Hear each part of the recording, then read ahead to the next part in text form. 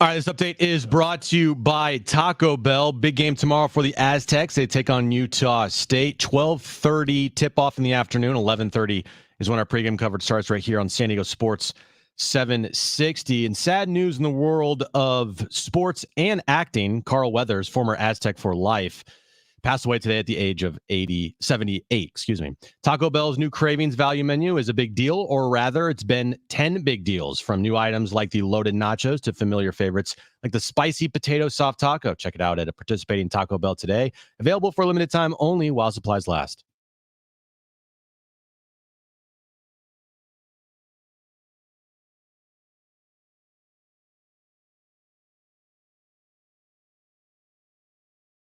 All right, San Diego and Southern California, what's going on? It is hour one, Jon and Jim. We've got you for the next 3 hours heading into the weekend in San Diego State basketball tomorrow, as we've been discussing, at 12:30, with pregame coverage that will begin at 11:30 in the morning. We've got a good show lined up today. Dan Szymborski, Fangraphs, will join us at 4:30. We'll talk about the Padres offseason, the state of the Padres, and the NL West with Dan Szymborski. Jim asked for it. He asked me to get a bracketologist. I reached out to 70.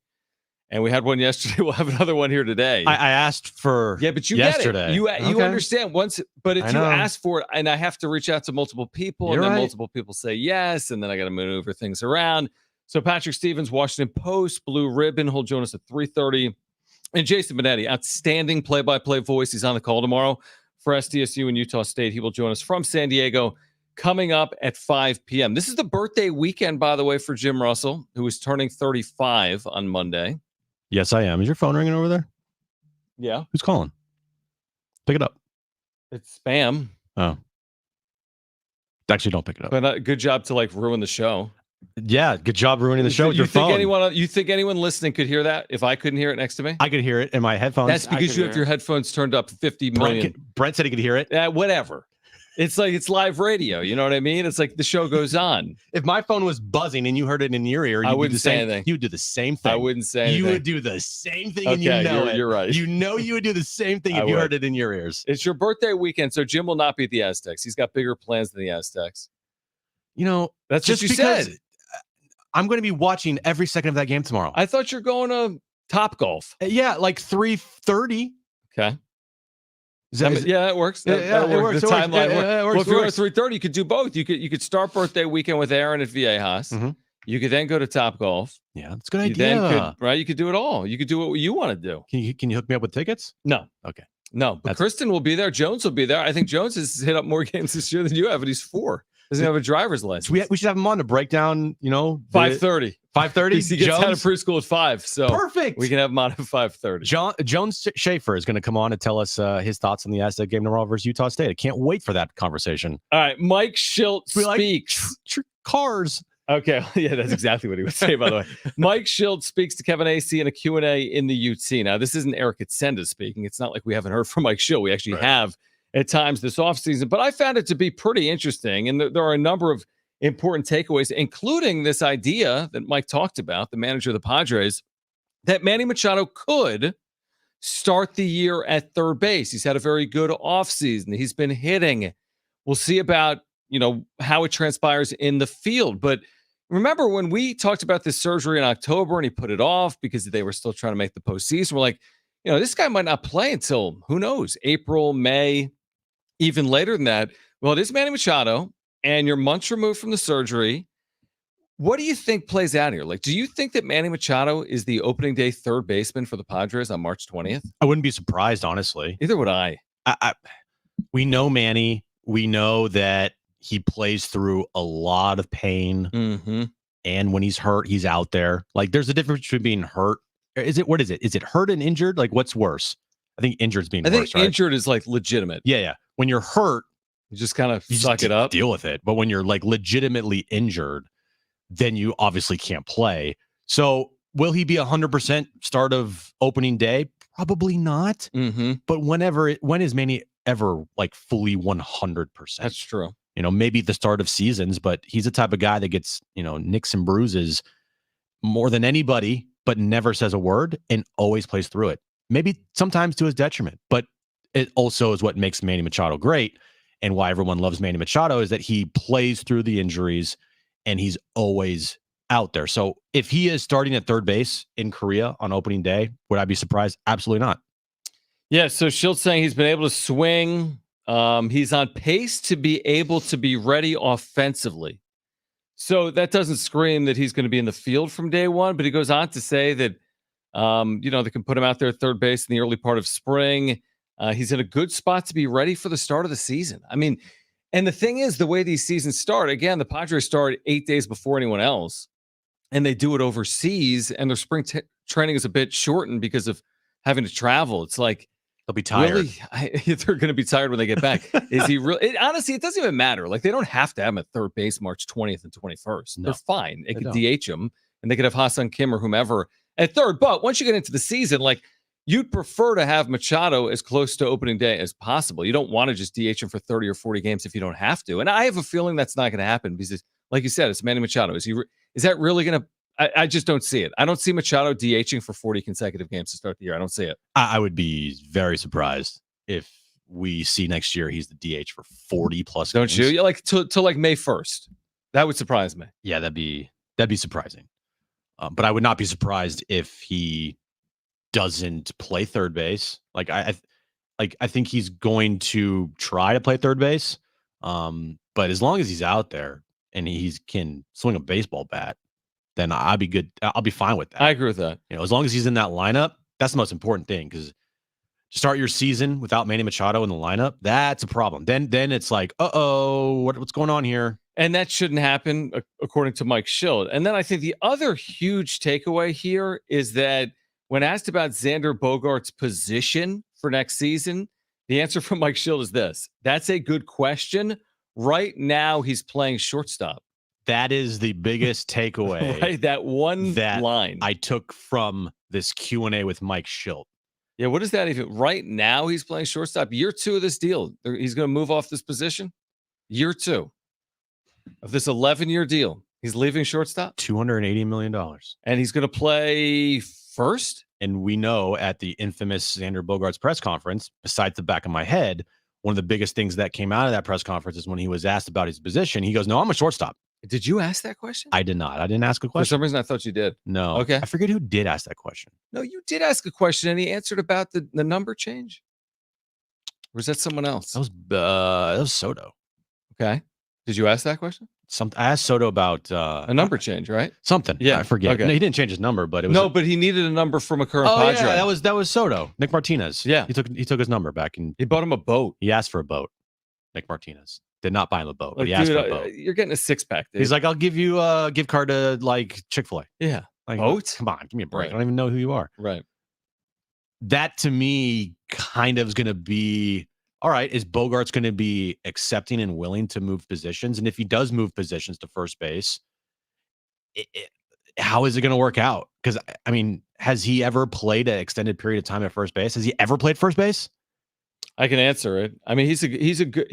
I think he'd be fine. I think he'd be fine at first. I think it makes you better defensively if that's the game we want to play, right? Mm-hmm. Like Bogaerts now's at first, Kim's now at short, Cronenworth's now at second, right? Like it fits a little better. But then again, if Bogaerts was exposed a little bit for his bat last year in the middle of an infield, isn't he exposed further in a corner infield spot? Like, you got to hit in the corner spot. We called out Jay Cronenworth when he didn't hit. We called out Eric Hosmer when he didn't hit. You got to hit. Well, he also mentioned in that Q&A with Kevin about Jay Cronenworth's our first baseman. Yeah. So, like, if you're saying that he's your first baseman, then where do you plan on moving Bogaerts? Maybe they're thinking second base and have Ha-Seong Kim at short because they view him as a better defensive shortstop. I mean, yeah, okay. Maybe. But then it doesn't solve the problem of that big, giant, gaping hole at first. Mm-hmm. If you get a better offensive season, which I expect from Xander Bogaerts, I think everyone does. If you just look at the end of last year, you hope that translates over to next year. This year at the end. And you hope his wrist is better and that doesn't flare up to where he's always getting cortisone shots all the time. If you can get a better offensive season from Xander Bogaerts, hitting around 300, having OPS in the low 800s, he can get you 20, 25 home runs. I mean, that's a definite top end of the offensive power there, numbers wise, from Xander Bogaerts. But I think offensively, he's better than Jay Cronenworth. And I think defensively, he can do the exact same thing at first base as Jay Cronenworth. It's just what's the Padres thinking? Are they planning on putting Jake still at first? Are they planning on moving Bogaerts to second? Are they planning on moving Bogaerts to first? That to me, there's going to be a lot of questions, and I wouldn't be surprised in spring training if we see guys playing multiple positions in the infield. How about this? Xander Bogaerts in his minor league and major league career, you want to add up his total games at first base and second base in his minor league and major league career? I do. Is it less than 1? It is.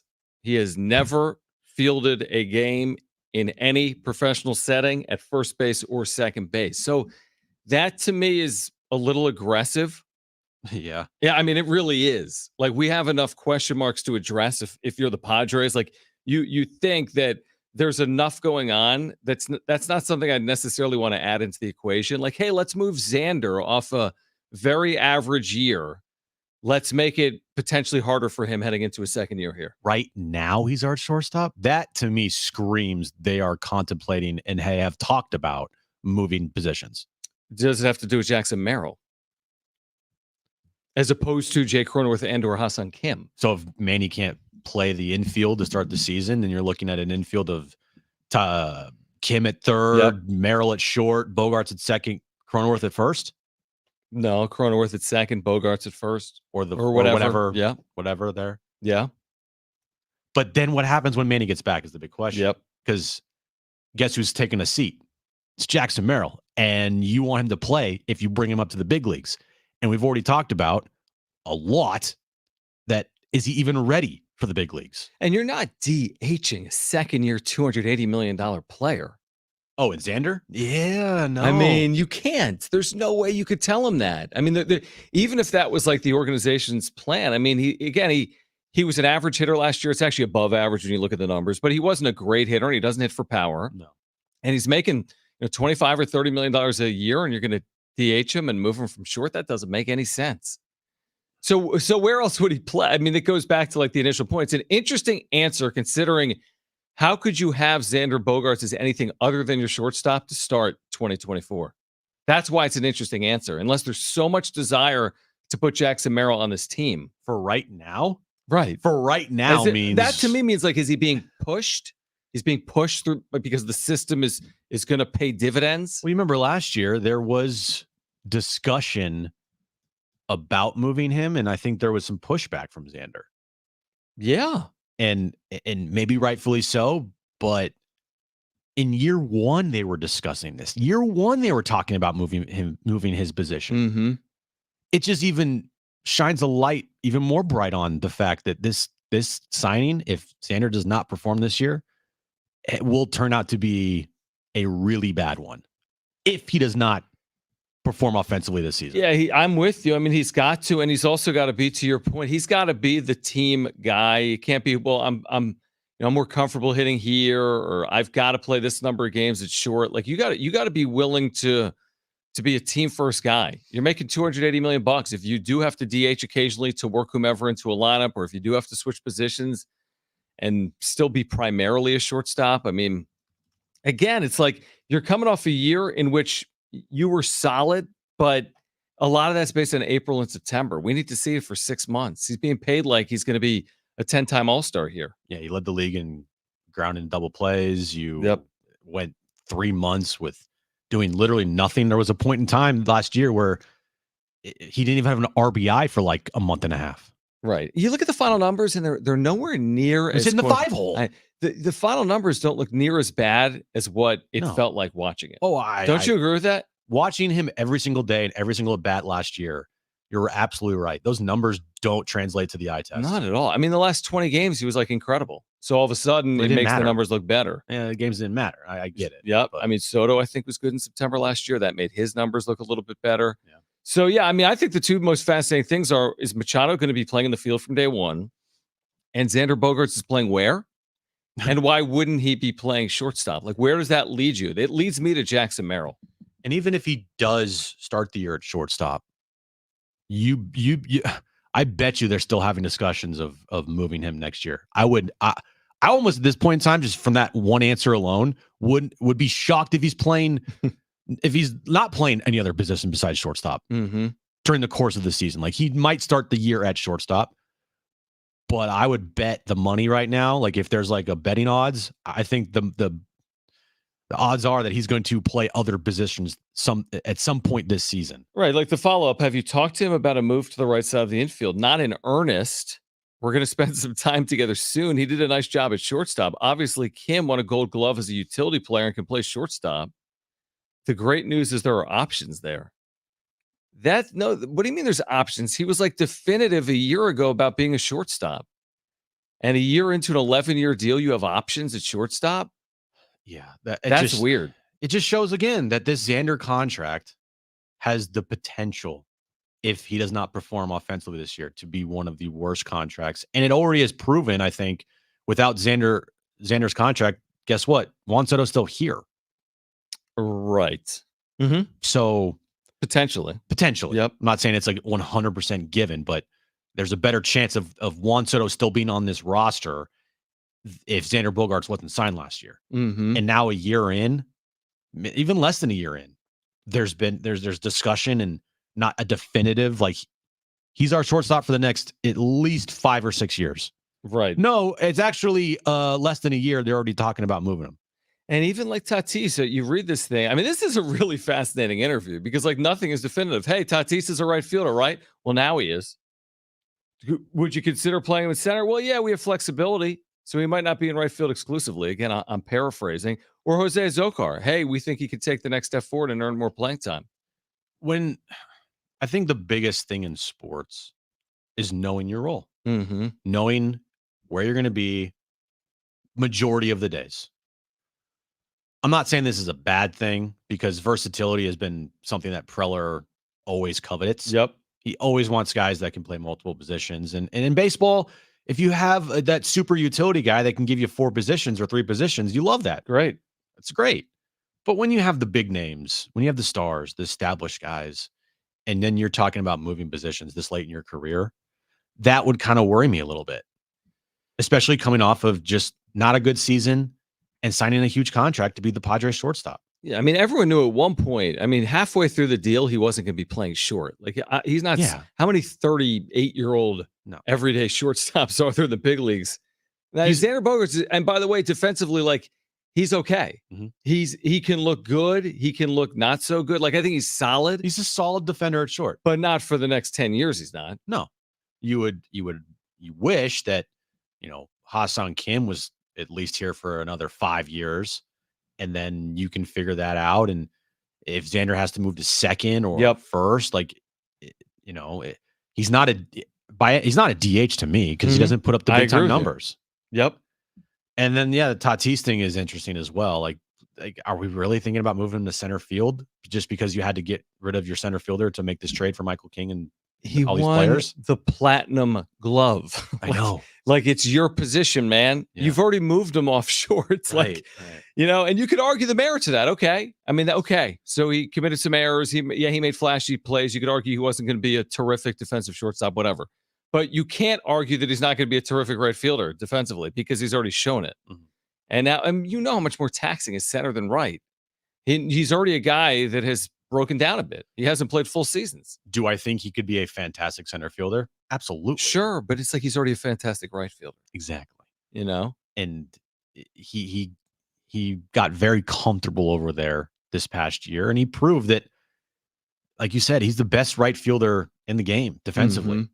And if he can match that with, offensive output from his, 2021 season and how he can easily give you 40 home runs, like, then he becomes such a valuable piece because he is like an MVP caliber right fielder. Mm-hmm. But the question is, if they don't go and get a center fielder, John, or a left fielder or a first baseman, then these questions of the versatility of guys and potentially moving positions is going to be talked about, and we'll probably see it in spring training. I mean, I read through this, Jim, and I'm like, it speaks to what we've said for months. I mean, they just have work to do because I'm reading Mike Shildt saying, we've got Waldron and Avila and Iriarte, and we got options at closer. And I mean, they just have so many question marks because the thing's not complete. And how do I know it's not complete? They have 35 or 36 players on their 40-man roster. They legitimately have open spots on their 26-man roster. Other teams do as well, but it's February 2nd, and there's vacancies. They report the pitchers and catchers in 9 days. Right. No left fielder on the roster. Yeah, right. Well, it's a good thing there's just the pitchers and the catchers. But guess what? 4 days later or 5 days later, I think the 16th is like their first full team workout. Other than left fielders. Other than Those left fielders. guys are going to come a little later. And center fielders, by the way. We talk about left field a lot. They still don't have a center fielder. And if you expect Jose Azocar to play 150 games next year, then Anyway, it's interesting. I mean, if you haven't seen it in the UT, you should read it. There's more than just Machado and Bogaerts, but it's about Machado and Bogaerts because your big time contracts and bats need to 2024 better than they did. Machado and Bogaerts are the lead heading into 2024 for the Padres. All right, on the other side, it's been 24 hours since we've talked to a bracketologist, so we'll do that coming up next. It's been less than that. Patrick Stevens, no, it's been more because it hasn't been before 3:30 from yesterday, right? Didn't we have him on at 4:30 yesterday? So that would be 25 hours. Oh. No? You're right. I'm right. Yeah, I'm right. Because we had a bracketologist on Mark it. Jim was right. 4 o'clock. Mark that. So it's been less than 24 hours. Patrick Stevens, Washington Post, Blue Ribbon. Let's talk about San Diego State, Utah State tomorrow, the Mountain West, and bracketology. Brock Purdy's ceiling will be discussed coming up as well from Nick Wright. There's a lot to get to today. Jason Benetti on the call tomorrow for San Diego State, Utah State at 5. Dan Zimborski, Fangraphs at 4:30. Stay with us on Jon and Jim.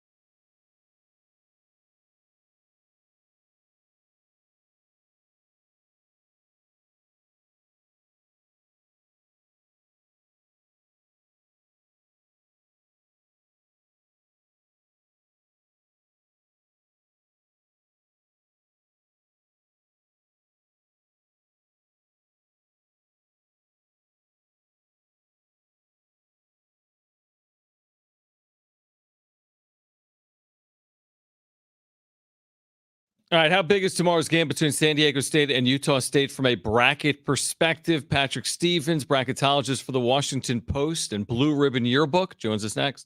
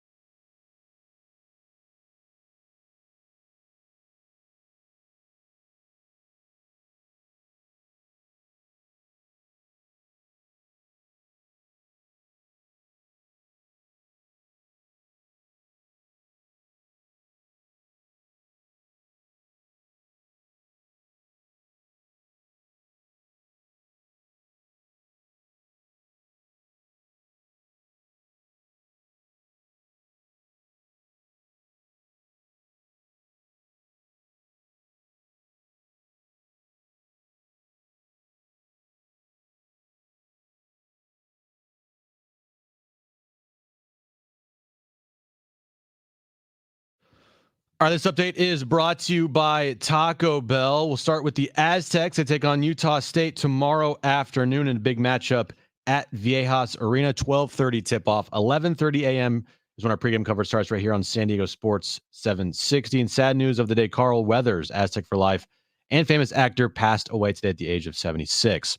Taco Bell's new Cravings value menu is a big deal, or rather, it's 10 big deals, from new items like the loaded nachos to familiar favorites like the spicy potato soft taco. Check it out at a participating Taco Bell today, available for a limited time only while supplies last.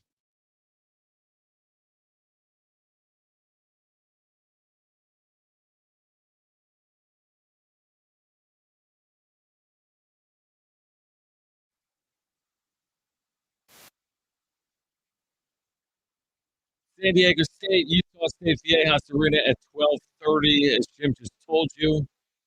We're going to connect in a moment. Patrick Stevens, bracketologist, Washington Post, also Blue Ribbon Yearbook. He wrote the annual previews for the Mountain West here in 2023-24. Now, making sure our phone lines are all right. I know Patrick's on hold, but I do like the music. What does this remind you of, this music? I don't know, but it's a good like club? head bobber one. Yeah. Head Okay, before. we got Patrick with us? We do. Patrick Stevens, Washington Post, bracketologist, Blue Ribbon Yearbook, with us right now. Jon and Jim, San Diego Sports 760. Patrick, good to connect again. It is February, so we're getting closer. I want to just start with tomorrow's game. How impactful from a bracketology perspective is San Diego State, Utah State tomorrow? It certainly is going to be a valuable victory for whoever wins that game. I think if you're San Diego State, given how things have gone so far in league play, maybe not done as well as you might have liked against the top tier in the Mountain West, it might have a little more oomph for you. But I think either team is when we look back in another 6 weeks or so, that's going to be a victory that counts as a useful one come Selection Sunday. Patrick, where do you have San Diego State right now as far as seeding goes for the NCAA tournament if the season ended today? Yeah, I think they're probably somewhere in that 6-7 seed range at this point. And I mean, frankly, you look at them, Utah State, New Mexico, all three of those teams are kind of in that neighborhood. with maybe Colorado State a line or two further down, perhaps. But right now, I think San Diego State, there's nothing that you're going to look at with them that makes you think, gosh, this team doesn't belong, wearing a home jersey at this point. You kind of would wish that there were a couple more of those opportunities that could have been cashed in at some point. You think about the Boise State game in particular last month. But right now, all the metrics look good. There's no bad losses. Strength of schedule is fantastic, and that's going to obviously help the Aztecs as well. So the Mountain West, we know last year got 4 teams in. The year before got 4 teams in. What do you think is most likely in 2024? I think it's probably 4 or 5 is the most likely number at this point. There's obviously a ton of things that can change. But the thing that stands out to me is right now there's I think 4 teams in Utah State, New Mexico, San Diego State, and Colorado State that have built up enough that they could even withstand like a bit of a 2-week slide or something like that. And frankly, Boise State's helped itself as much as anybody in the country over the last month or so, and has really positioned itself in pretty solid shape. I think it's funny, I think when we talked last year, I probably said something along the lines of the thing that needs to happen is the top 6 need to keep beating up on the bottom 5, or something to that effect. And I feel like this year, there's actually a third tier in the league with UNLV and Wyoming that aren't going to be at-large teams, but have certainly proven to be, capable teams. And I think Wyoming's getting better and better. The issue is can all of those teams just keep beating up on the bottom 3? And at this point, you look at Fresno, San Jose State, and Air Force, and they are a combined 1-17 against the other 8 teams in the league, the exception being, I believe it was Air Force getting UNLV, and by a lot, too, as I recall, seeing the end of that game. And so, I think for all those teams that we're talking about as at-large contenders, you want to make sure you win those games. And I think also, to enhance the value of UNLV and Wyoming and maybe get, those road games to be quad 2 in the case of Wyoming, which it isn't right now, but it's close. And maybe even, UNLV being able to sneak into the top 75 and make a road game there, a quad 1 game. I think you want UNLV and Wyoming to keep beating up on those teams as well. You brought up a really fascinating point, because I think for people that don't cover the Mountain West with regularity, I don't think they understand the challenges of winning on the road in the Mountain West, because you think, well, it's not a power league. It's harder to win on the road in the Pac-12 or the ACC, but I don't think the numbers bear it out, Patrick. I mean, home teams, I think the top 8 in the Mountain West is winning with 90% regularity at home. I understand it's not the Big 12, but with the elevation and the environments and the teams, that's where the quad system gets a little tricky. It's like, okay, Wyoming, didn't have a great non-conference, but they've been great at home. They play like 8,000 feet of elevation. Like, there's some of these things you can't factor in. And it's such an analytical sport, but some of these things like winning on the road in the Mountain West, I don't think it's near the credit it should get or would get if it was a power league. Yeah, I have the numbers in front of me right now. Home teams are winning 63.6% of their games in league play, which is the 9th highest in Division I according to KenPom. So, but some of that is obviously those bottom 3 teams. People are going in and beating them, and that probably accounts for a good chunk of the 16 road wins that have been had in league play. You mentioned the elevation. You've got that at Wyoming most obviously, but you have it at New Mexico. You have it at Air Force. You have it at Colorado State. And the other thing, and I'm back east, obviously, I think people in my neck of the woods tend to underestimate how far away all these campuses are from each other. How much harder the travel is. It's not like you're in the Big East and you're if you want to, you could take a train to a game if you wanted, and you're going to be there in a couple hours. Like if you're, say, Georgetown going to Villanova or something like that. So, I think that there's definitely something to be said for the elevation element. Some of it's just, great home court advantages, San Diego State being a fantastic example of that, but, New Mexico and Colorado State and Wyoming when things are cooking, and Boise are all places that are like that. And I agree, the Mountain West is a league I watch a lot when I get home from games during the week, and it's incredible to me. And I even left Utah State out of that, and I shouldn't, because they've got a great home court advantage too. The difficulty of winning on the road, which is why when you see something like we saw the other day when Boise went into New Mexico and won and had that game in pretty decent control. Those are the sorts of things that stand out to you. Like, wow, that had to be a pretty good performance from start to finish to be able to pick off the Lobos in Albuquerque. Yeah, well said. Bracketologist Patrick Stevens covers bracketology with the Washington Post, writes preseason reviews for Blue Ribbon Yearbook, did that with the Mountain West here in 2023-24. So who has the most upside here, Patrick, in the Mountain West if they take advantage of what's to come? As in, whose resume with a strong finish could be elevated to the highest seed line in the Mountain West? At this point, just because of the record they've compiled, it might be Utah State. Mm-hmm. It might be New Mexico. I mean, I think some of this is going to tie back into, can you win some games on the road, right? Like, right now, when you look at those profiles, does New Mexico have a top-notch road victory? Not yet. Doesn't mean they're not going to get it. Does Utah State? Well, they've won at Boise State, and they've got a couple decent victories elsewhere. Neutral site, San Francisco, one at UNLV in Santa Clara. You look at San Diego State, that's kind of an asset. The Gonzaga win probably isn't worth as much as the numbers suggest it is, just because Gonzaga really hasn't beaten much of anybody, but hammering St. Mary's on a neutral court, certainly extremely helpful for them. But if they do get on a burner, I think the team that did the most early on might be the team that has the advantage, in terms of seeding anyway, and that's Colorado State, having beaten Creighton on a neutral court. They've always gotten a couple nice home wins to this point. But there's obviously, any one of those top four, really, and I'm leaving Boise out of that, even though the standings say otherwise. But in terms of the actual resume to this date, if any of those four get on a run where they don't lose for 3 weeks, they're going to look pretty good. So the problem is that there's always one of these teams waiting around the corner, and I'm not sure we're going to see anybody get on one of those 5 or 6 game runs deep into league play. I mean, we've seen a couple teams do that. New Mexico had a 5-game winning streak up until the other day, but it's not going to be easy to sustain a long winning streak in the Mountain West this season. Yeah, there's no doubt about it. Patrick, before you go, in terms of the best resume in the nation, who does that belong to right now? I think it's probably Purdue at this point, but you could certainly make a case for UConn. I mean, you look at what Purdue has done, beating Arizona, Tennessee, Marquette, Alabama, Gonzaga, all on neutral courts. No bad losses, basically top 2 in every metric on the team sheet. That's a really, really imposing resume. Connecticut certainly has the excuse with Donovan Clingan being out for a little bit, and they've got some fine victories too, winning against North Carolina and New York, beating Creighton, Gonzaga, Texas, and a bunch of Big East teams at this point. But at this stage, I would say the number 1 overall seed, probably a slight nod to Zach Edey and the Boilermakers. Patrick Stevens, again, Washington Post, Blue Ribbon at D1's Course on Twitter, D1S Course on X or Twitter. We appreciate it, Patrick. Thanks for taking time for San Diego today. Thanks so much for having me, fellas. All right, good stuff. All right, I'm good for the week. You good? Yeah.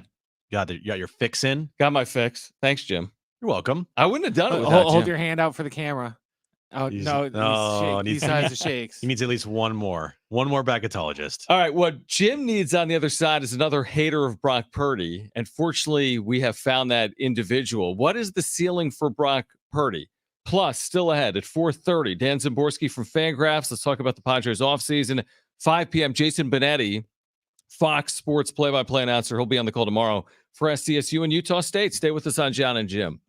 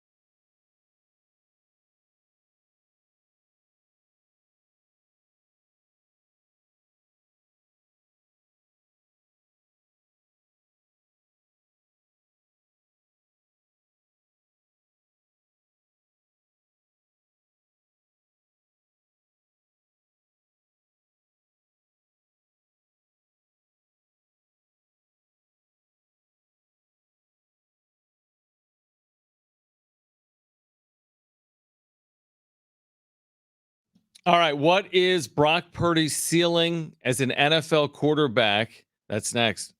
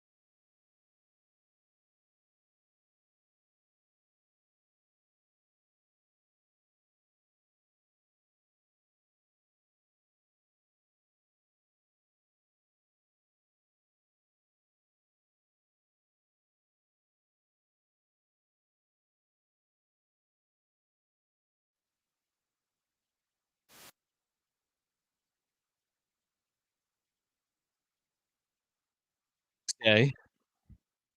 Which is a huge deal in Punxsutawney. Now, did the groundhog see his shadow? I have Well, not it didn't rain today. checked it. I've not I have looked. no idea. That is a Yeah, great early question.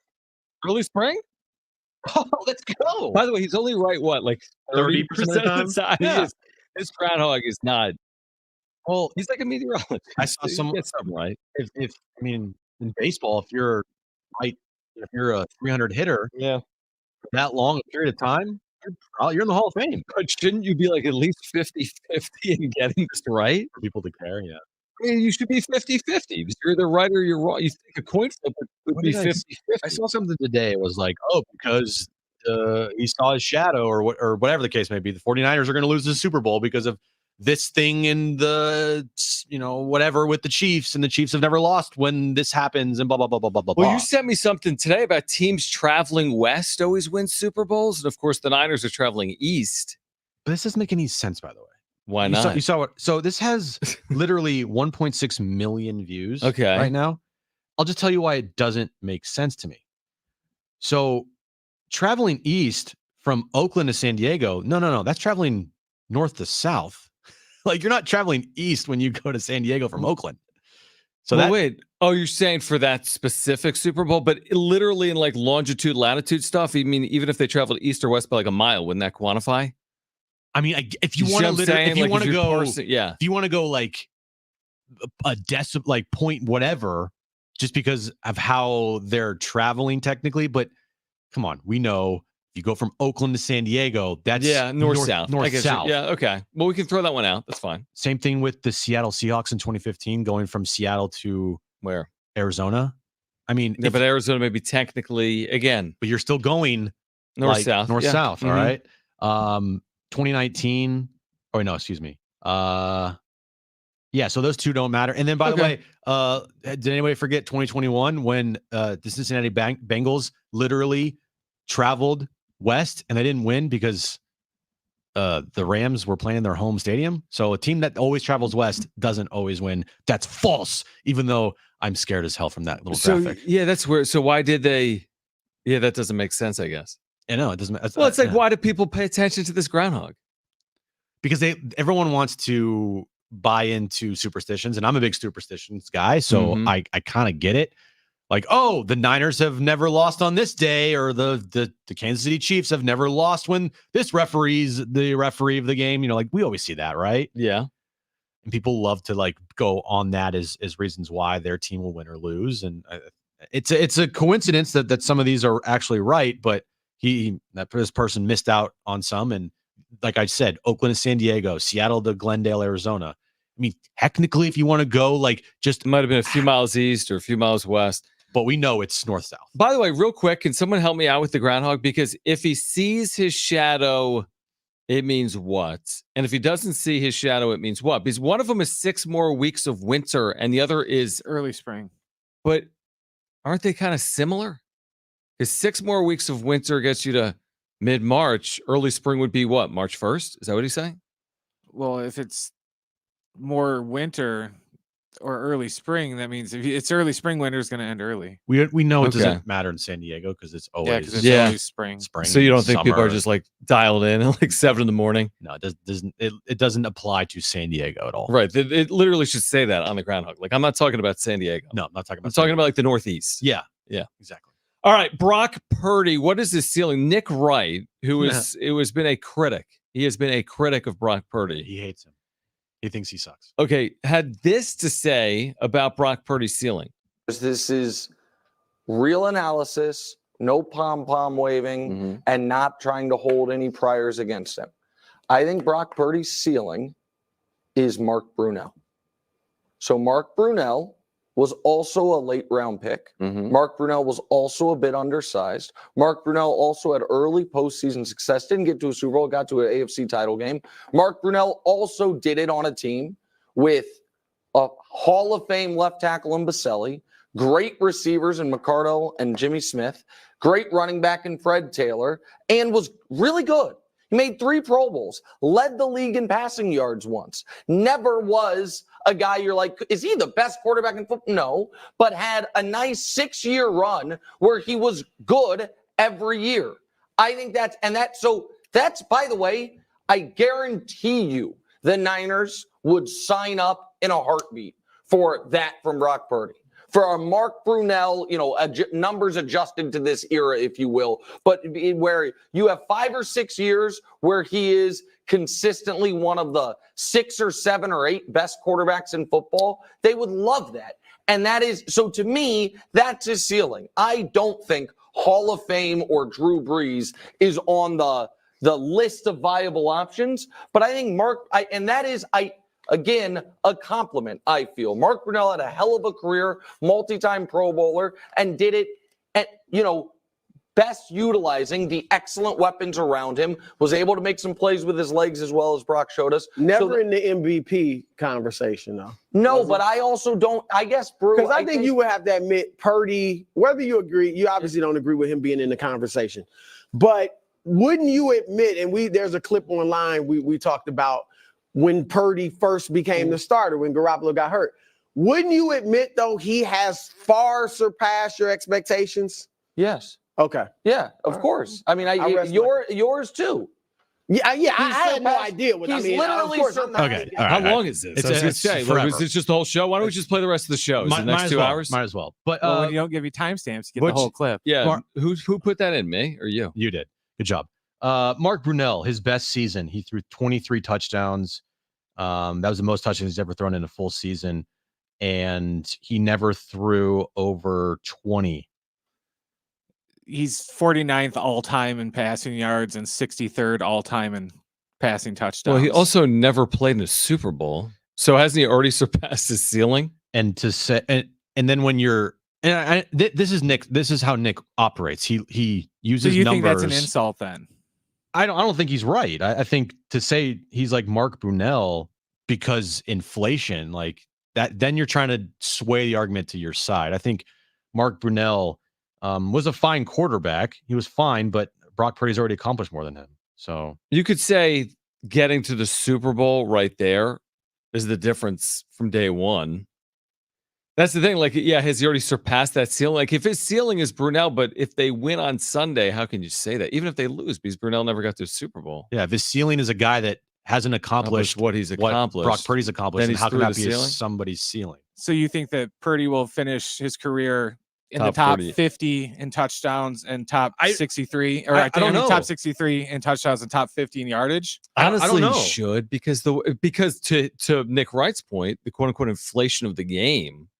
Well, Like, look, he's most guys playing today could finish top. nobody knows. He's in 75. his second year, and to like go and say that this guy is going to be the great, like Drew Brees, you can't project that. You can only go off of what you've seen so far, and what we've seen so far has been better than any Mark Brunell season in his entire career.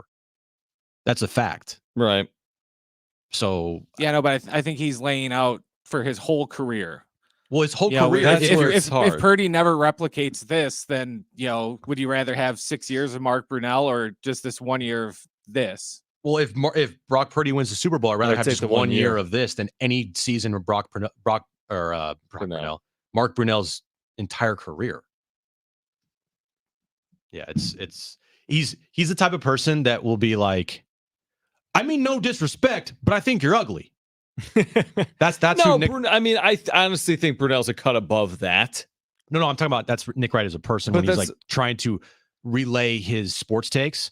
Is that he's like, by no disrespect, but I think you're the No, I ugliest get person it, on the but I'm planet. saying Brunell's not the ugliest quarterback in the. Yeah, You know what I'm saying? Like, no, he's not. if He's you not. compare him Yeah. to anybody that isn't like the top 5 greatest of all time, you get mad. But no, okay. Who is comparing him to Joe Montana or Tom Brady or Patrick Mahomes? Well, the Purdy lovers are. The Purdy Okay, lovers. all right, Brent. The party lovers. This Nobody's is it. comparing them that has a brain. Everyone's saying that's smart, that Brock Purdy's had a fantastic season. He's one of the top 3 quarterbacks in the league this year. And guess what? They're in the Super Bowl. Yeah, that's fair. That's why actually the Brunell thing isn't that offensive. I would just say the fact that Brunell never got to a Super Bowl kind of makes it quasi tough to make that comp, because he's already gotten to a Super Bowl. And he's had better numbers than Mark Brunell. Well, that's like Phillip Rivers never made it to a Super Bowl. Does that mean Brock Purdy's better than Phillip Rivers? That's no a one, good question. But no one's. Hey, we're comparing quarterbacks. So I'm throwing out quarterbacks that would be more in the line of the thing. So I bet you right now, if you said, hey, Phillip Rivers makes just one Super Bowl, then Phillip Rivers would take that, obviously. But guess what? He never did. Phillip Rivers never made a Super Bowl, and he will always be viewed as a guy that just never could get it done. Mm-hmm. And Marino never won a Super Bowl. True. And he yeah. I mean, it that's where it gets a little. But no, that's why I was just yeah. throwing it out there, because Brunell was rolled out because he never won a Super Bowl Or got to one. or got to one. But that's what I mean. Yep. There's And lots nor of did people that Rivers. I didn't. bet you if you ask Phillip, he'd rather have, if you say, hey, I'll knock off 5 years of your career if you made just one Super Bowl, he would take that. Probably at the end of it. All right. On the other side, we'll get to the wrap. Plus at 4:30, we will be joined by Dan Zimborski from Fangraphs. Where does he weigh in on the Purdy Brunell conversation, even though he covers baseball? And Jason Benetti from Fox Sports is calling San Diego State, Utah State. He'll join us at 5. Stay with us.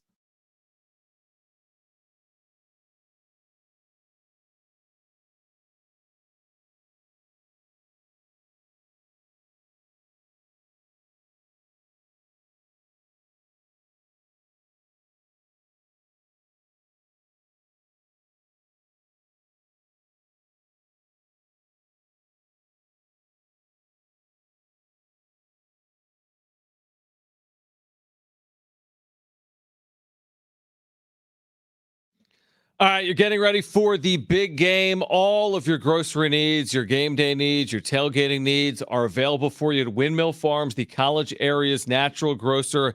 They've got you covered, quick, easy, convenient in the college area. In addition to your game day needs, the big game needs, they've got you covered during your work week as well. Head over there for lunch. It's quick, it's easy, it's affordable with a sandwich card from their deli. Your 8th sandwich is free. They've got a wide selection of sandwiches and much, much more. They've got fresh, high-quality ingredients. They have low, low prices that they pride themselves on as well. They've got you covered, whether it's organic, farm fresh produce and meats, their incredible craft beer selection. It really is. The deli, I've been telling you about. They're centrally located across the freeway from Montezuma Mesa. They're family owned.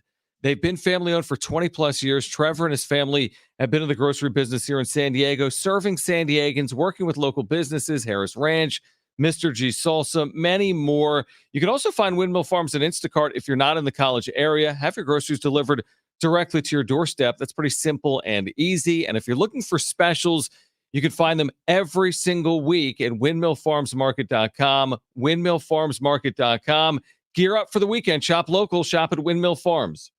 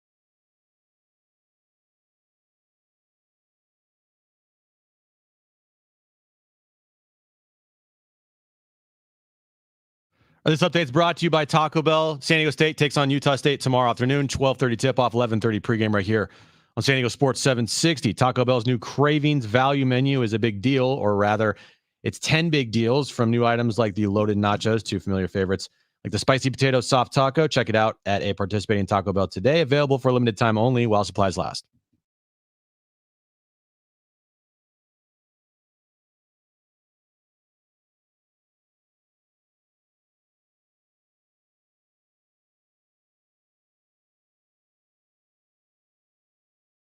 All right, San Diego and Southern California, what's going on? This is hour 2. Dan Zimborski from Fangraphs will join us in 23 minutes. Jason Benetti, Fox Sports play-by-play, is on the call tomorrow. Aztecs and Aggies will join us coming up at 5 p.m. There is Brock Purdy is polarizing because 858 says Brock Purdy is just the new Andy Dalton, but then 602 says Nick Wright is the biggest windbag ever. I can't for the life of me understand the hate on this kid. Purdy has done a hell of a job for his first 2 years. I'd take him over Jimmy G. Yeah, the hate. It started with Brock Purdy was playing so well, and people were like, could he win the MVP this year? And then instead of saying like, yeah, he's putting up those MVP type numbers, people started twisting it and thinking that people were saying he's the best player in the, like he's better than Patrick Mahomes. Mm-hmm. Like, no one said that. No one ever said he was better than Mahomes. No one ever said he was better than Allen or Lamar. They were talking about strictly statistics. Whoever's saying that Brock Purdy's the best player in football history of football, like, I mean, come on, that's not what people were talking about, and they got offended by it because it's like, blah, blah, blah, and then it turned into a whole stupid discussion, and it's like, no, that's not what people are talking about when they're mentioning Brock Purdy could win the MVP. I do find this interesting because this guy, and I'm with you on this. He could be. Dude, the thing is, there's such a big variance. Let me explain. You win a Super Bowl here. That's amazing. Second-year player, maybe a huge contributor in the Super Bowl. Who knows? He could be MVP of the game. Or if they don't win the Super Bowl, and you think about other recent Niner quarterbacks that have kind of like fizzled out that didn't win a Super Bowl, but at one point, it guided them. Colin Kaepernick was a highly thought of quarterback at one point in his career that had success. Mm-hmm. Jimmy Garoppolo, okay, that's fine. There were doubters, there were detractors along the way. Absolutely fair and realistic. He did have a 10-point lead in the fourth quarter of a Super Bowl 4 years ago. It's just the variance is so wide, is my point. He could win 2 Super Bowls or more, and he could be off to this amazing start, or he could immediately be compared to like the Jimmy Garoppolos or the Colin Kaepernicks for getting here but not winning in this moment. Yeah, I mean, if Brock Purdy played as long as Mark Brunell played in the NFL, that's like an amazing accomplishment. He had a long career for a guy that was picked last in the draft. Probably true, yes. It's amazing, but just the start of Brock Purdy's career has been infinitely better than anything Mark Brunell ever did. So to say that, oh, he's going to be Mark Brunell, well, what part of Mark Brunell? His longevity? Is if that's the case, then that's great. Or are you talking about statistics? Then if the projection of Brock Purdy stays consistent, then he's going to blow Brunell out of the water. Or is it accomplishments? Making Pro Bowls? Is that it? Making Super Bowls? Is that it? Then he's already on a better projection than Mark Brunell. Like, what are you saying about Mark Brunell, Nick Wright, that you think can compare to Brock Purdy? Because there's multiple things there. And if it's the longevity part, then yeah, Brock Purdy will take that in a second. To be in the league for almost 20 years, like, of course, who wouldn't take that? You know, it's crazy. What was the year the Jags were in the AFC Championship? Was it 1996 or 1995? It's like their second or third year. So 95-ish. Yeah. So anyway, his second year in the league, 95, whatever, they go to the AFC title, great. His third year in the league, 96, he led the NFL in passing yards, 4,367. Here's the amazing part. 19 touchdown passes. Okay, it's a different world. He had 20 interceptions. He led the league in passing yards. Third-year player.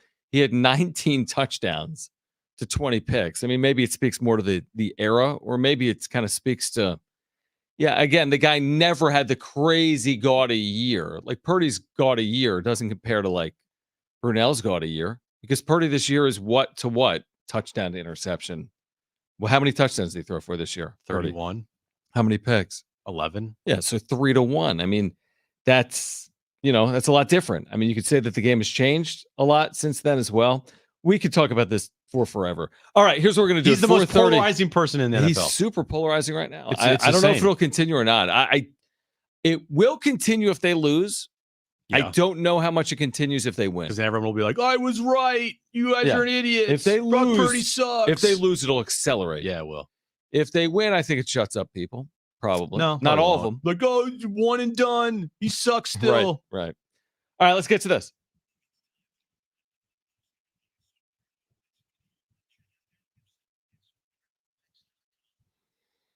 Is tomorrow a must-win game for the Aztecs? Yes, John. It's a must-win game. I know you're nervous. Oh, I'm very nervous.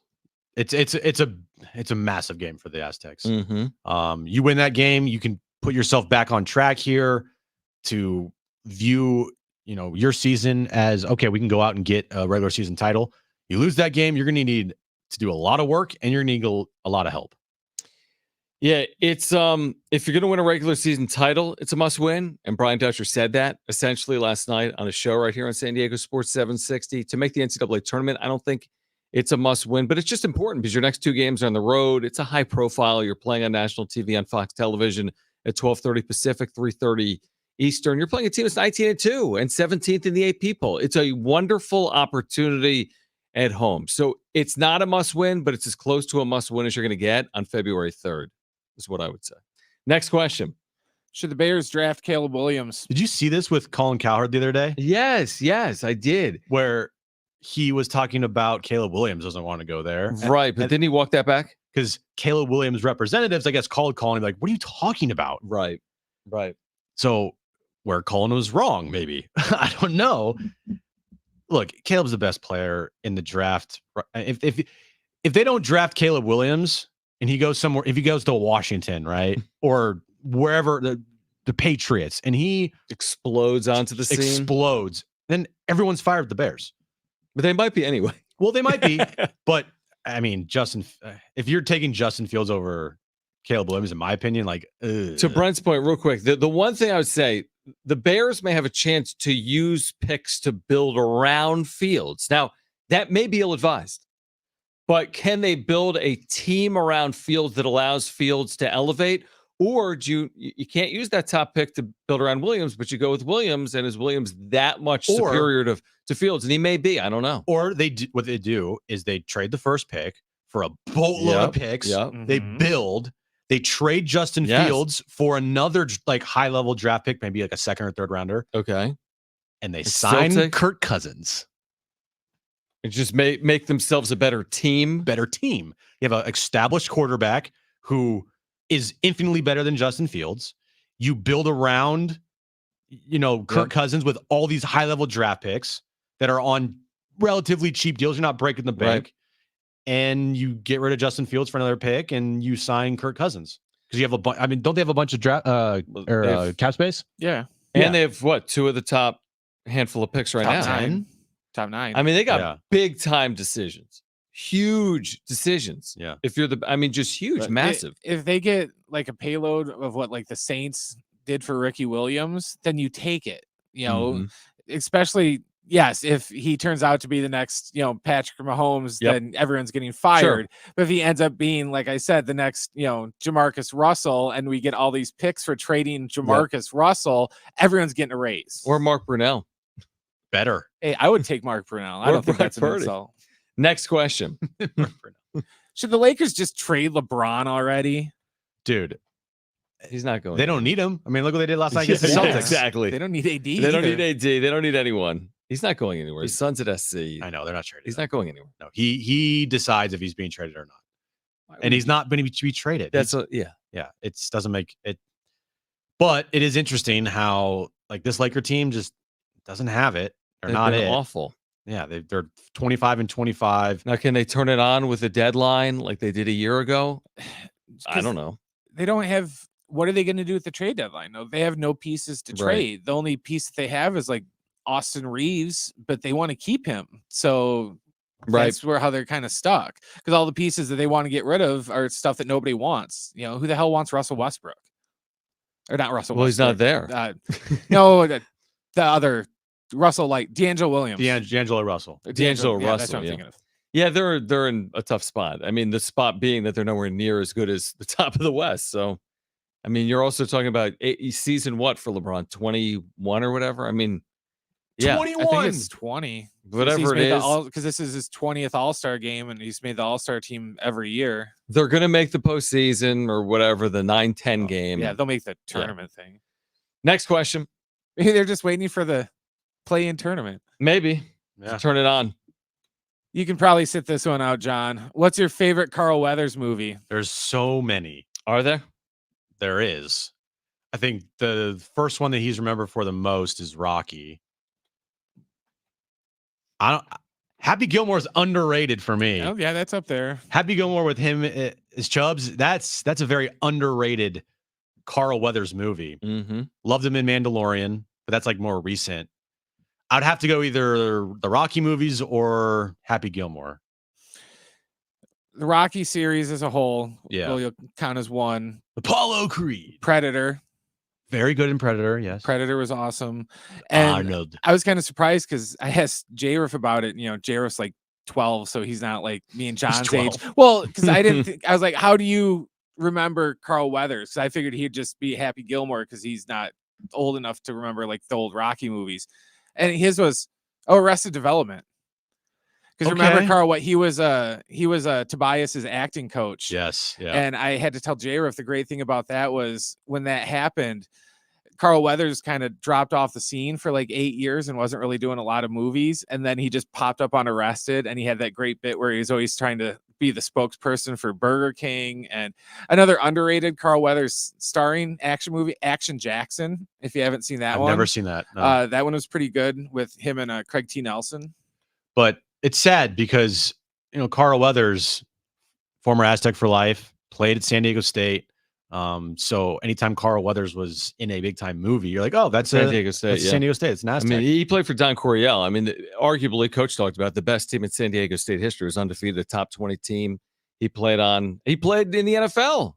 He played in the NFL for years before he even started his acting career. But what's interesting is he majored or a master in theater arts at San Diego State. So, yeah, an amazing career. Like you said, an Aztec for life. He will be missed, no question about it. He was in a Super Bowl ad this year with Gronk. He was in a Super Bowl ad this year? Like they were they're leading up to up to it. So he was in like the lead up commercials. Gotcha. Because remember last year Gronk kicked that field goal, or he attempted the field goal for like $1 million or whatever, and missed it. He missed it. So this year's whole angle is that he's being trained by Carl Weathers to make the kick, which gotcha. So yeah, I mean his career is man. ridiculous. I mean, how many people have accomplished that in their career? It's I'm always fascinated by people that have like careers that are completely, I mean, to the average person would be like completely different. Like you think about someone that plays college football and then the NFL, you don't think all of a sudden you're going to be Apollo Creed and star in movies for 40 years. I mean, I guess that's changed a little bit with entertainment. Yeah. Like someone like The Rock who played college football, but isn't really, I mean, I'm sure when he was playing college football, he wasn't thinking, hey, I'm going to be this famous wrestler or this famous movie star. I don't know. Maybe he was. I don't know. Well, and he did a lot of different genres too, because he did the Rocky and the Predator, did action a lot early on, and he had the famous Arnold like handshake with all the muscles and stuff from Predator. Right. I've seen that. A bitch. But then he shifted over and did comedy when he did Arrested and did Happy Gilmore, and I'm trying to think. There's another comedy he did. A lot of comedy stuff, and he's actually really funny. Did you know he was Grief Karga?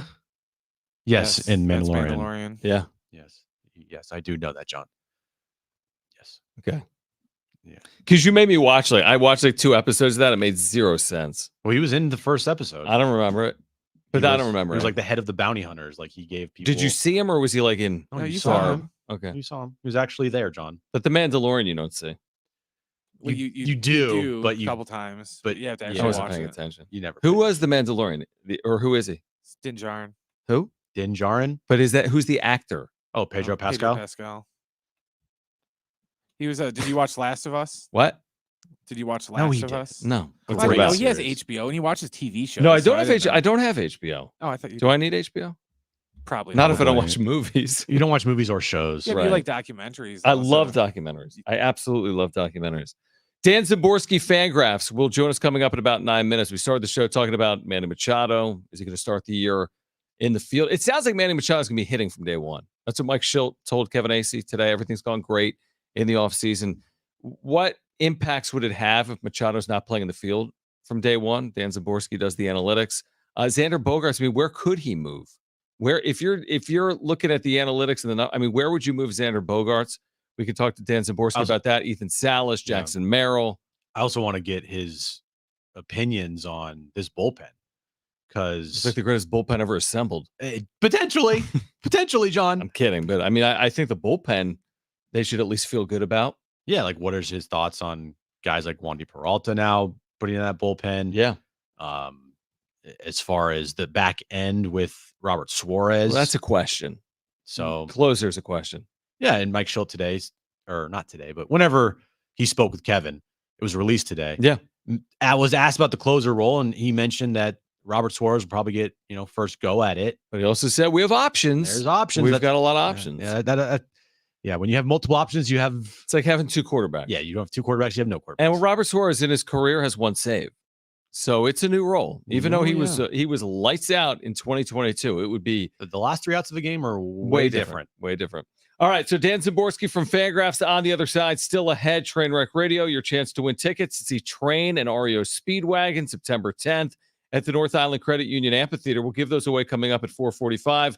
My buddy Jason Benetti, Fox Sports play-by-play, San Diego State, Utah State on the call tomorrow from Viejas for Fox Television. He'll join us coming up at 5 p.m. But Dan Zaborski from Fangraphs, he will join us next on Jon and Jim.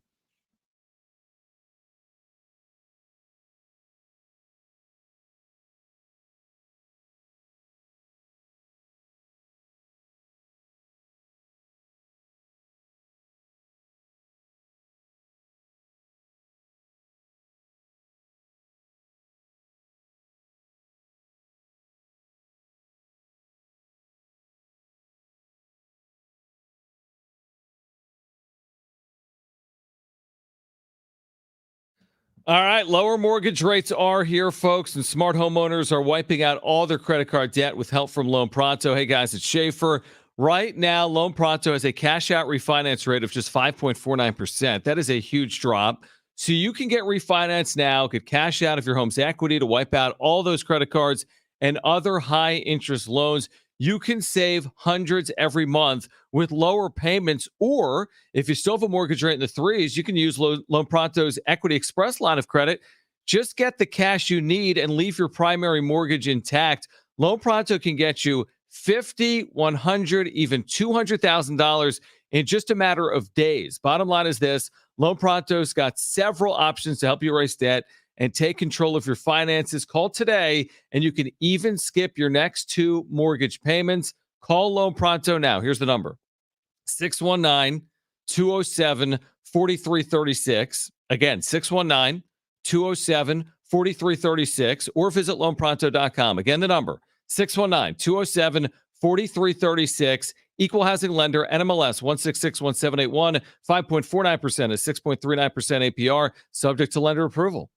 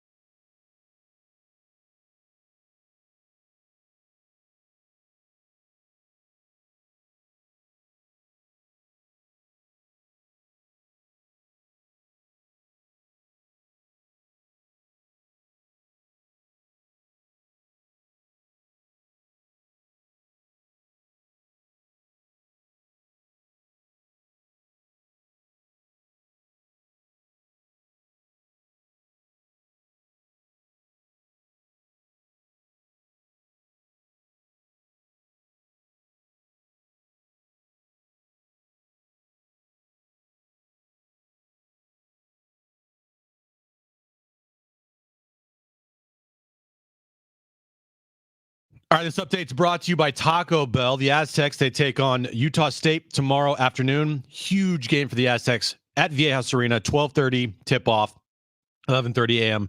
pregame right here on San Diego Sports 760. Taco Bell's new Cravings value menu is a big deal, or rather, it's 10 big deals, from new items like the loaded nachos to familiar favorites like the spicy potato soft taco. Check it out at a participant today.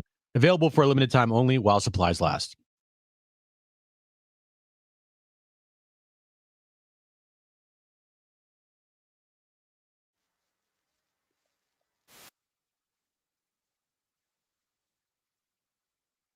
Tickets coming up in 15 minutes for Train and Are Your Speedwagon, September 10th, North Island Credit Union Amphitheater. Tickets and info at livenation.com. Keep listening for your chance to win in about 15 minutes. Jason Benetti, who is a great baseball broadcaster, will join us at 5 p.m. He's also calling San Diego State, Utah State.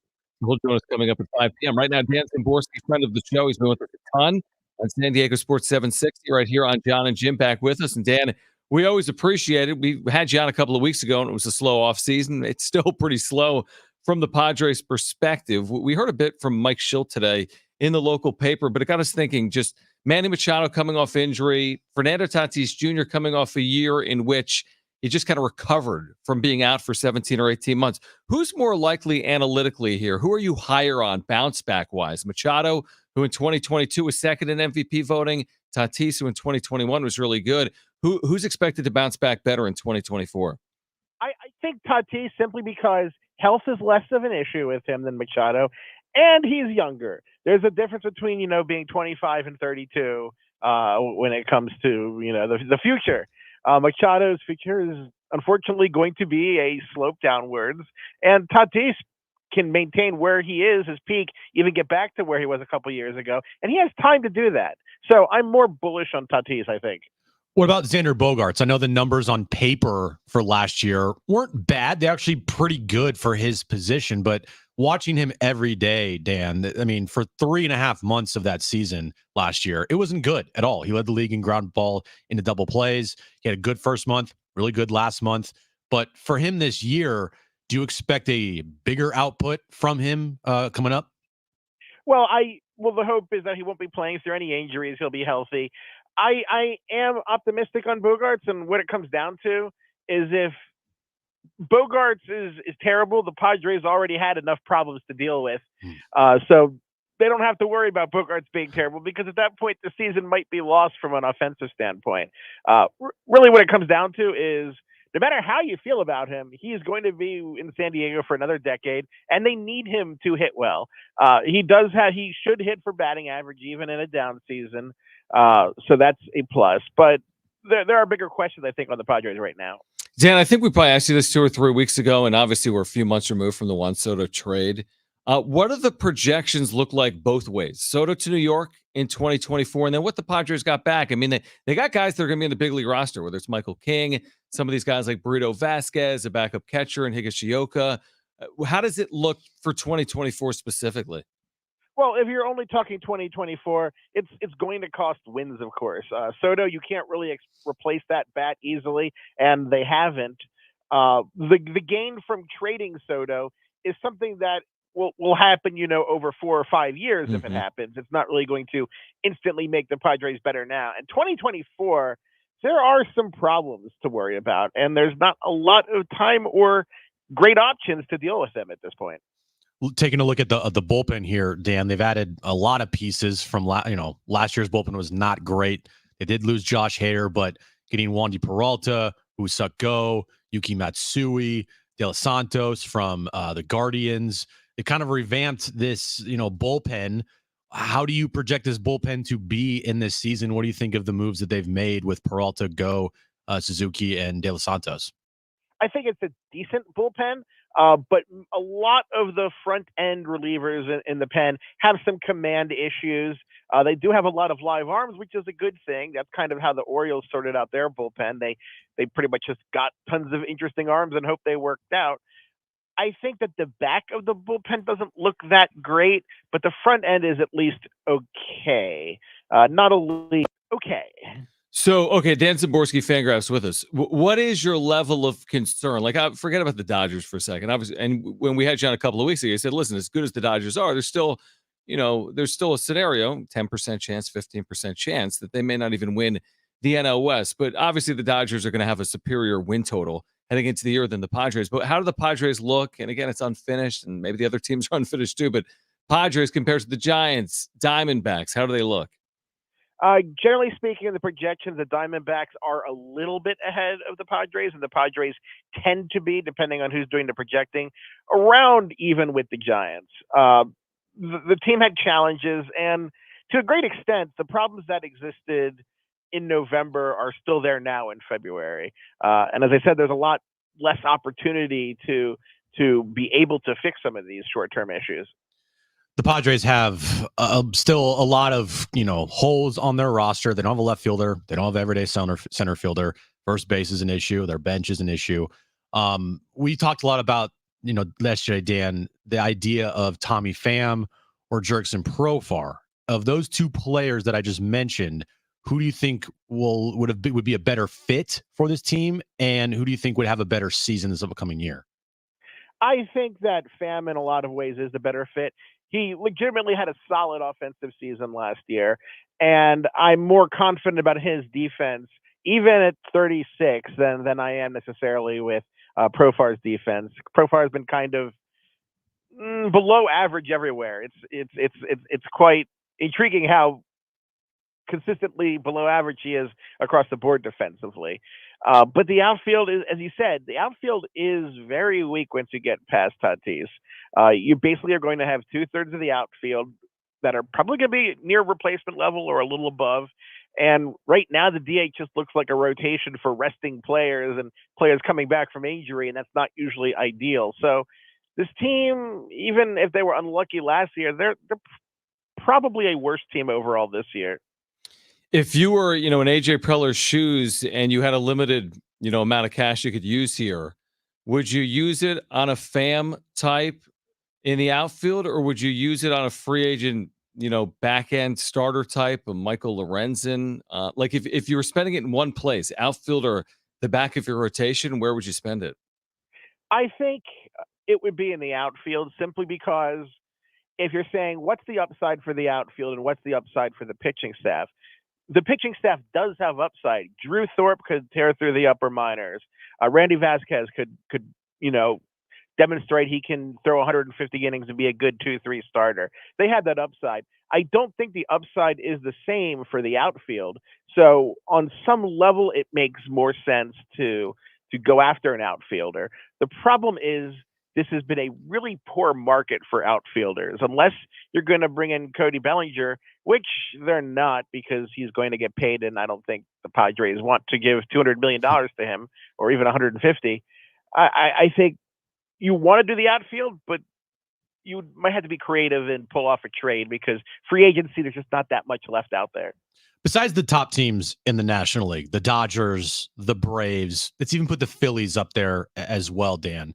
We know here in San Diego, I think the biggest concern for Padres fans is just how can they just get into the playoffs, right? And what teams do you think are they going to be able, or not be able, but going to have to compete against in the National League? We saw yesterday the trade for Corbin Burns from the Brewers. They're seemingly, I don't know if they're thinking playoffs this upcoming season, but of the teams in the National League that aren't the top tier, who are the teams the Padres should be worried about? Well, out of the top tier, I think that people are a little too down on the Cardinals based on their season last year. One thing that happened in St. Louis is that the pitching staff completely fell apart. They had no holes. They had no spares. They let Adam Wainwright start 20 games with an ERA over 7. And while the Cardinals didn't make any exciting additions outside of Sonny Gray, they added some inning eater types when you're talking Kyle Gibson and so on. But I think that they've kind of patched up that gaping hole, and they play in the NL Central, which is going to be an easier division. And you're going to see the Cardinals probably be pretty into the wild card race. Of course, I might be wrong. The Brewers, the Corbin Burns trade, of course, helps the Padres simply because it weaks another competitor for the wild card. But I wouldn't count the Padres out for a playoff spot. I just think they're, a third tier NL team right now. Dan, before you go, can you provide perspective for our listeners on like an Ethan Salas type? So there's huge Padres catching prospect. They don't need him. He's 17 years of age. Is like, even if he were to break through in the major leagues, let's say late 24, which is kind of crazy, he'd be 18, or even to start 25, he'd still be, I think, 18 at the start of 25, turning 19 at some point in 25. I mean, are there even like catching comps that are 18 or 19 that could pay dividends? Like, what's the value of Ethan Salas before he's 20, 21, 22 years of age at the big league level? Catchers are kind of tricky. They tend to have very odd developmental curves.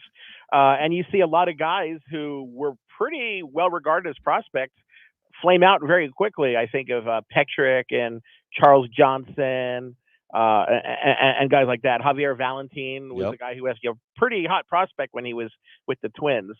I think that given the difficulty of catching and the significant impact of pictures, it's the hardest position for a prospect to play. So I don't think you don't really want to expect too much from a minor league catcher. You hope they develop defensively enough to stick at the position. And then you just kind of wait and see. And I think that's kind of where Salas is right now.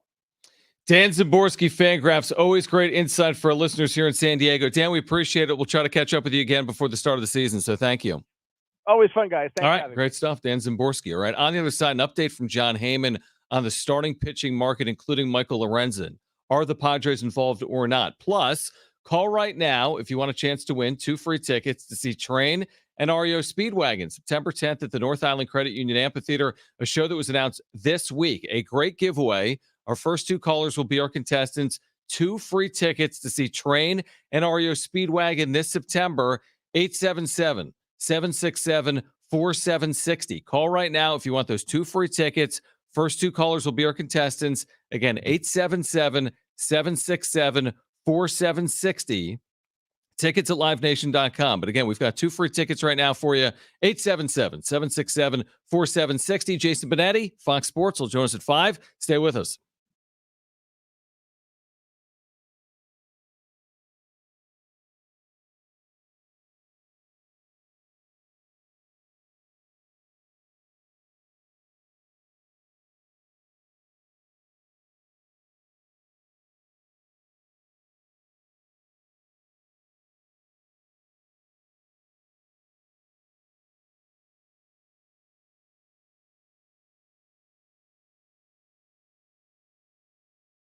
All right, looking for a spot for the big game or for anything on television sports-wise this weekend, get over to Novo Brazil Brewing in Mission Valley. They just had their grand opening just about 2 or 3 weeks ago. It's a spectacular spot. They're proud supporters of the Mesa Foundation Collective, which supports San Diego State men's and women's basketball. They've got that brand new co-branded product, the Aztecs Raspberry Kombucha, that was taste tested by San Diego State basketball players Lamont Butler, Jaden Ledee, Micah Parrish, and others. It's a great, great product. You can take that from me, but this is a spectacular spot. They've got 5 area locations. You can learn more about all of them at novobrew.com. That's novobrew.com. You got to swing by Mission Valley. You need to get to Otay Ranch with their massive LED screens. One of the best sports bars in San Diego, if not the best sports bar in San Diego, is this brand new Mission Valley spot. 350 seats, full bar menu, 60 taps of Novo Brazil beer, indoor, outdoor, spectacular screens. All of the games are on. The kombucha, the seltzers. They've got great food, sandwiches and tacos and burgers and salads, empanadas, Brazilian-inspired entrees, appetizers, and more. So as you get ready for football in the coming weeks, college hoops, and much, much more, if you're looking for the perfect game day viewing experience, check them out. Novo Brazil Brewing. More information at novobrew.com. That's novobrew.com.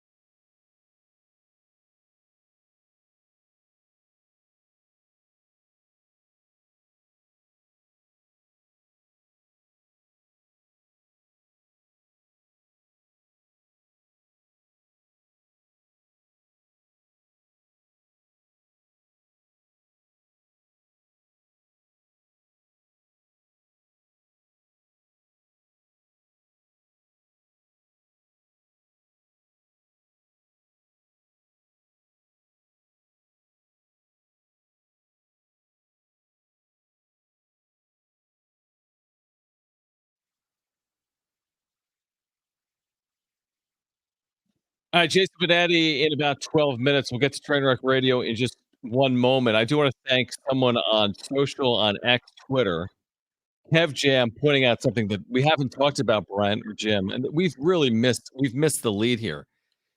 Kev Jam, thank you for making us aware that the Chiefs in their last 20 games under a crescent moon, which is what the Super Bowl will be played under, are 19-1. Yeah, game's over. I know. It's like every stat is like an amazing Chiefs stat. That's a deep cut ESPN stat. Right? Like, Patrick Mahomes is undefeated under a crescent moon playing on Thursdays while wearing a home uniform. Wait, the game isn't even outside. Who cares what the moon is? I mean, the game's literally inside. Should I even watch? No, because it's under a crescent moon and they're dominant. I know. I should just in go. Such moon environments. How much would it take for somebody to go, you can't watch the game? You just have to sit there. You can't look at your phone. You just have to know what's going on and not pay attention. That would be tough. So wait. So like does he follow Gamecast? So no, you can't follow anything. Well, then when does he find out the result? Just at the end of the After. game? No. Ooh, that would be so tough. You have to sit there all day With the and wedding wait till coming it's up, though, over. And I then mean, when would the you- game is over, you'd find the results. Do that for like 4K? Give me like 10? 10 grand. I'll do it. Probably. That's a lot of money. I would do it for like 10K. yeah. You find out the result Maybe. at the end of the Maybe. game. Yeah. It's like simulating a season. Maybe even like 7K, like 6K. Yeah, it's a lot of money. To not watch the Yeah, game. it's a lot of money. Could you watch it on replay without finding out the result? Could he watch it 3 hours later? Yeah. Okay. But would he know the result? Yeah, he would know the result ahead of time. See, it'd be if that'd be a great Yes. feeling because If they win, if I know they win, oh, it's amazing. and then I get 10K and I just watch the game back with zero Kick stress your at feet all, up. Yeah. and I can just like But relax you and have to enjoy watch it. it regardless. Even if they Oh. lose 60-0, you have to watch it. You know, Jim, he doesn't want to You watch can't just go, oh, cool, we won. I'm going to watch it. But if they lose, no, I'm not going to watch it. Yeah, I'd still watch it. Avatar 3, here I come. I mean, you give me 10K, like I know, I'm that's doing a lot it. of money. All right, let's play. Fake fan. Poser. All right, 3 questions, 2 contestants, 1 lifeline. Today's 2 contestants. We have Dan and John. Dan, you called in first. We have your choice of John or Jim. Who do you want to go with? I'll go with Jim. All right, Dan. Wow. Thank you for that Everyone one. loves Jim. Well, John gets John's. That works. That makes perfect. sense. Hey, Yeah. John. John, you there? That works out. Yes, sir. All right, perfect, buddy. Brent, what is today's question of the day? All right, speaking of Super Bowls, guys, there have been 7 players in NFL history that have scored at least 3 rushing touchdowns in Super Bowls. Today's question, name any of those top 7 NFL players that have at least 3 rushing touchdowns in Super Bowl history. So, like Wow. overall, or this like is overall. their This, career? yes, 3 or this more career, in a yes, Super Bowl. Yes, it's not All just right. one Super Yep. Bowl. So at least Okay. 3 rushing touchdowns in Super Bowls. I like it. John, you're up first. What is your first guess? You do have a lifeline if you want to use it. Okay. Oh man, Good question. Yeah, it's tough. 3 rushing touchdowns in a Super Bowl. In their career. careers. You could have Yeah, it's one not in just one 3 Super games. Bowl. Yeah. Yeah. Okay. All right. 5 seconds. Got you. I'll use a lifeline. Okay, you want to use the lifeline? I'll say. I mean, I have to say Emmitt Smith. Emmitt Smith, do you take that? Yes. Okay, how many does he have, Brent? Yeah. 5. He's number 1. Yeah. Wow. 5. That's a lot. Okay. Dan, you're up next. What is your first guess? You do have a lifeline if you want to use it. Franco Harris. Franco Harris. Good guess. Yep. Good job. John, back to you. You don't have a lifeline, so this is all up to you, man. What's your second guess? Ugh. I'm like all of a sudden my brain went blank on all running. Trust me, I know that feels. Have the blank, the brain go blank. Yeah, for every segment of every show. Yeah, that's every day for Jim. Yeah, Oh, man. 5 seconds, John. I can't come up with a name. All right, back to Dan. What's your second guess, Dan? You do have a lifeline if you want to use it. Thurman Thomas. That's a great guess. Who do you 4 say? straight Super Bowls. Thurman Thomas. Oh, Thurman with the Thomas. Bills. I heard Thomas. He's got 3. How many does he have? 4, Brent? Yes, he has 4. Wow. And they didn't win any. He's got 4 Super Bowl touchdowns. Man. That's tough. That's crazy. John, back to Walk it you. off. You could, if you get this wrong, Well, he needs to tie it up, right? Yeah. Yeah, he needs this time. yeah, if you get this wrong, it's over. So what's your yeah. final guess? Marshawn Lynch. Marshawn Lynch with 3. They No, didn't give it at the goal Yeah. line. That's why. that's right. They He didn't only give had it to him. 2. He had 2. He would have had 3 if they gave it at the goal line. He would have had 3. Oh, Yeah. you would've had That's 3. it. That's it. It's That's over. it. Dan That's won. it. Dan's the winner. That would've is a said- great list. I would have said Terrell Davis. TD. He would have been on the Well list. done. So Thomas Smith, TD. Who else did we have? Franco Harris. I feel like. I mean, it's gonna be no. There's only one more running back on the list. The other 2 are quarterbacks. Oh, I would never have thought quarterback. That I said any player. Yeah. I wasn't specifically thinking that. phrased it I that know. way. I mean, Brady's played in a million, but I don't think he No, has many not any rushing Brady. touchdowns. I know. Jalen Hurts. Yes. 3? He had 3 last year. He had 3 last Oh, I year. don't. Oh my gosh, Yeah. that's crazy. Yep. All right, who else? John Elway. John I Elway. started going there. Okay. Yeah. And then the last one was James White.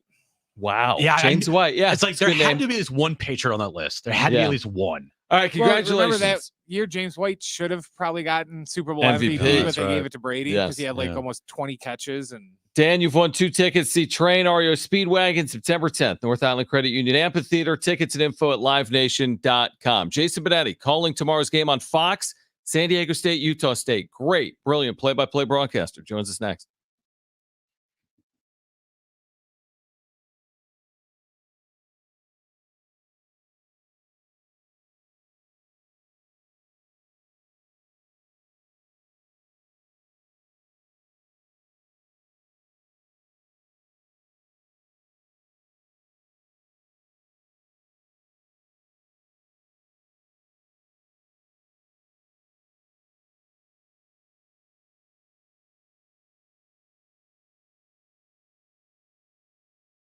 All right, the big game, as we know, is just around the corner. You can play along right now. Underdog Fantasy with the Pick'em game. You pick between 2 to 5 players, select higher or lower on player stats, and if your pick hits, you can win up to 100 times your money in one single night. Yeah, it's legal in California, and me and John, we've been playing Underdog Fantasy for about a year now, and it could not be easier. If you like fantasy sports, you're going to love Underdog Fantasy. It's the best and easiest way to win. Get in the game now. Go to their easy-to-use mobile app or UnderdogFantasy.com. Sign up with promo code Jon and Jim, JONANDJIM, and Underdog's going to match your first deposit up to $100. Then you're ready for the big game. Plus, they'll give you a special pick of higher than a half total yard to use on your first Pick'em entry. That's Underdog Fantasy, promo code Jon and Jim to get your first deposit of $10 or more matched, plus your special pick. Must be 18 years or older and present in a state where Underdog Fantasy operates. Terms do apply. Concerned with your play? Call 1-800-GAMBLER or visit www.ncpgambling.org.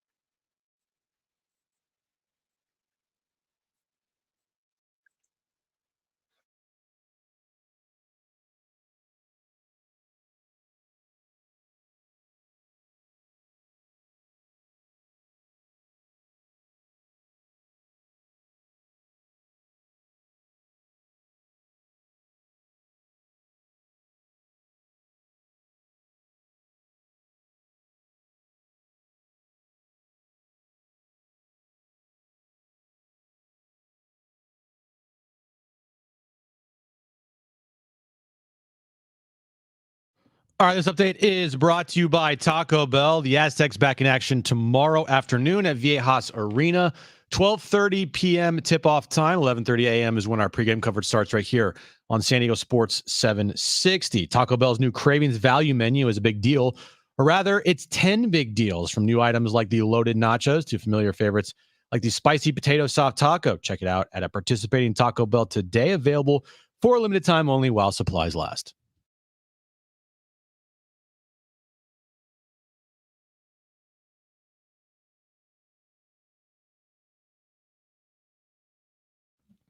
All right, San Diego and Southern California, what's going on? This is hour 3 of Jon and Jim. I think the only really fascinating thing Jim Harbaugh has said, by the way, since he's been introduced as Chargers coach, will play for you coming up at 5:30, because I found it to be a bold take for a head coach to say that. So we'll hear from Jim Harbaugh at 5:30. Jim's back page is ahead this hour as well. Jason Benetti's about to join us.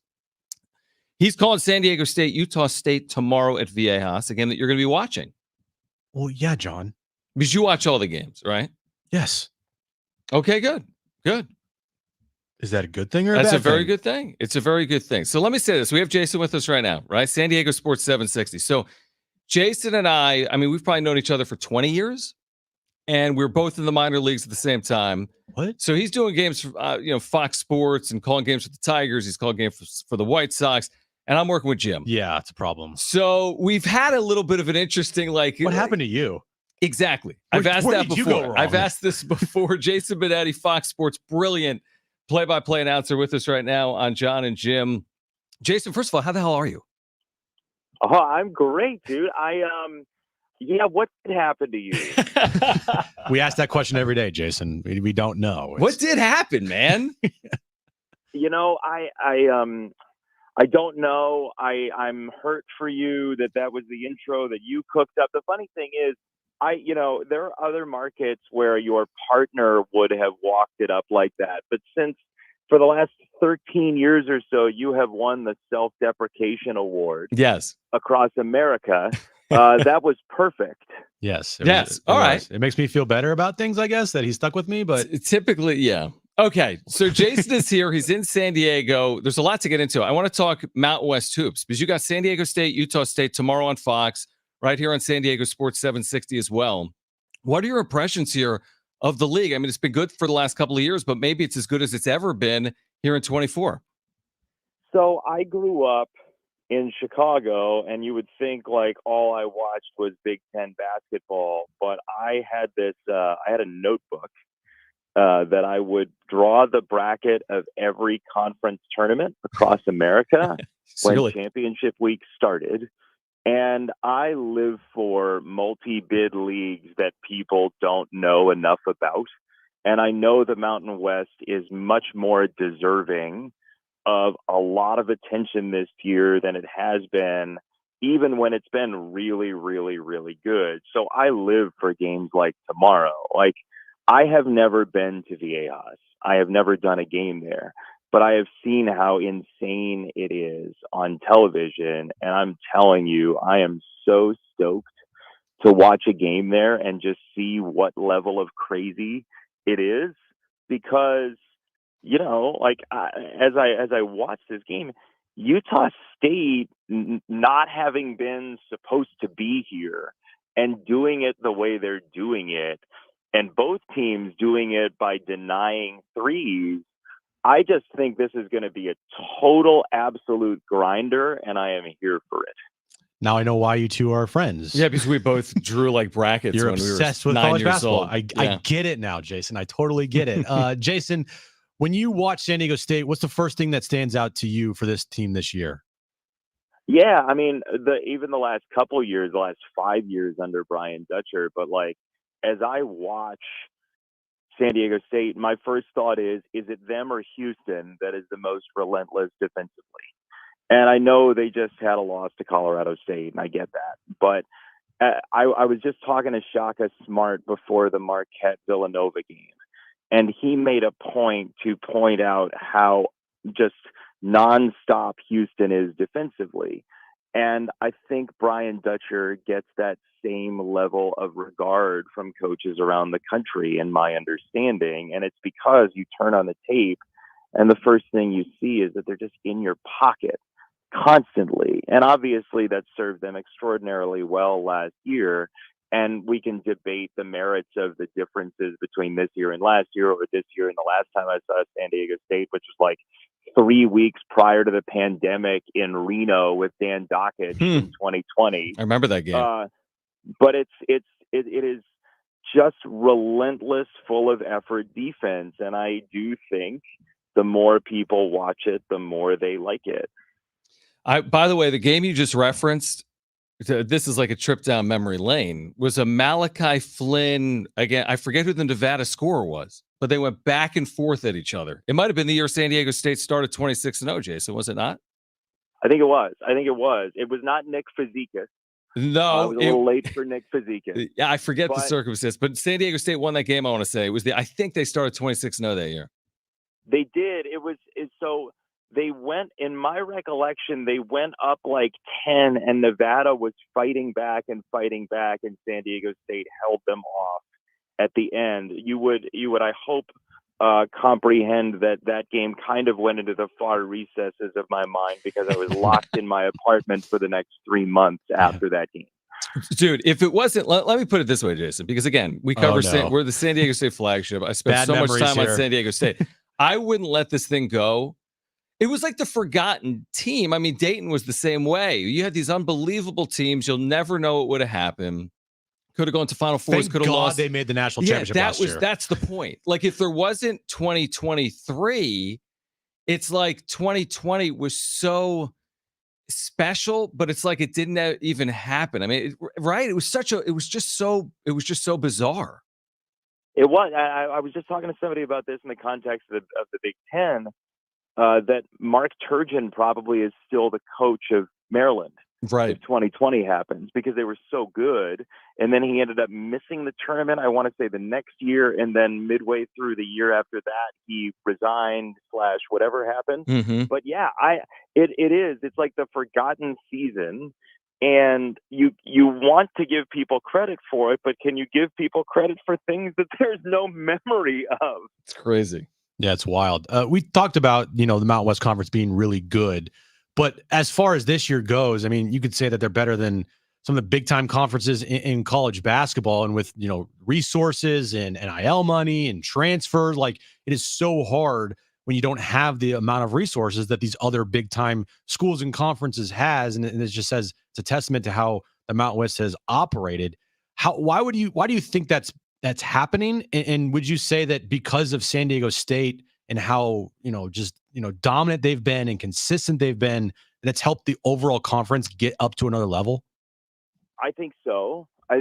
For sure. I mean, there have been teams that have dotted the landscape, but haven't had the same level of impact as San Diego State, right? Like Utah State a number of years ago, I reminded my, self of this. I was getting ready for the game. I want to say it was like 2001 or 2002. They had a backcourt of rock and roll. It was like Troy Rock and Bernard Roll for Utah State, right? And there have been good Colorado State teams in the past. Nevada obviously has carried the mantle at points.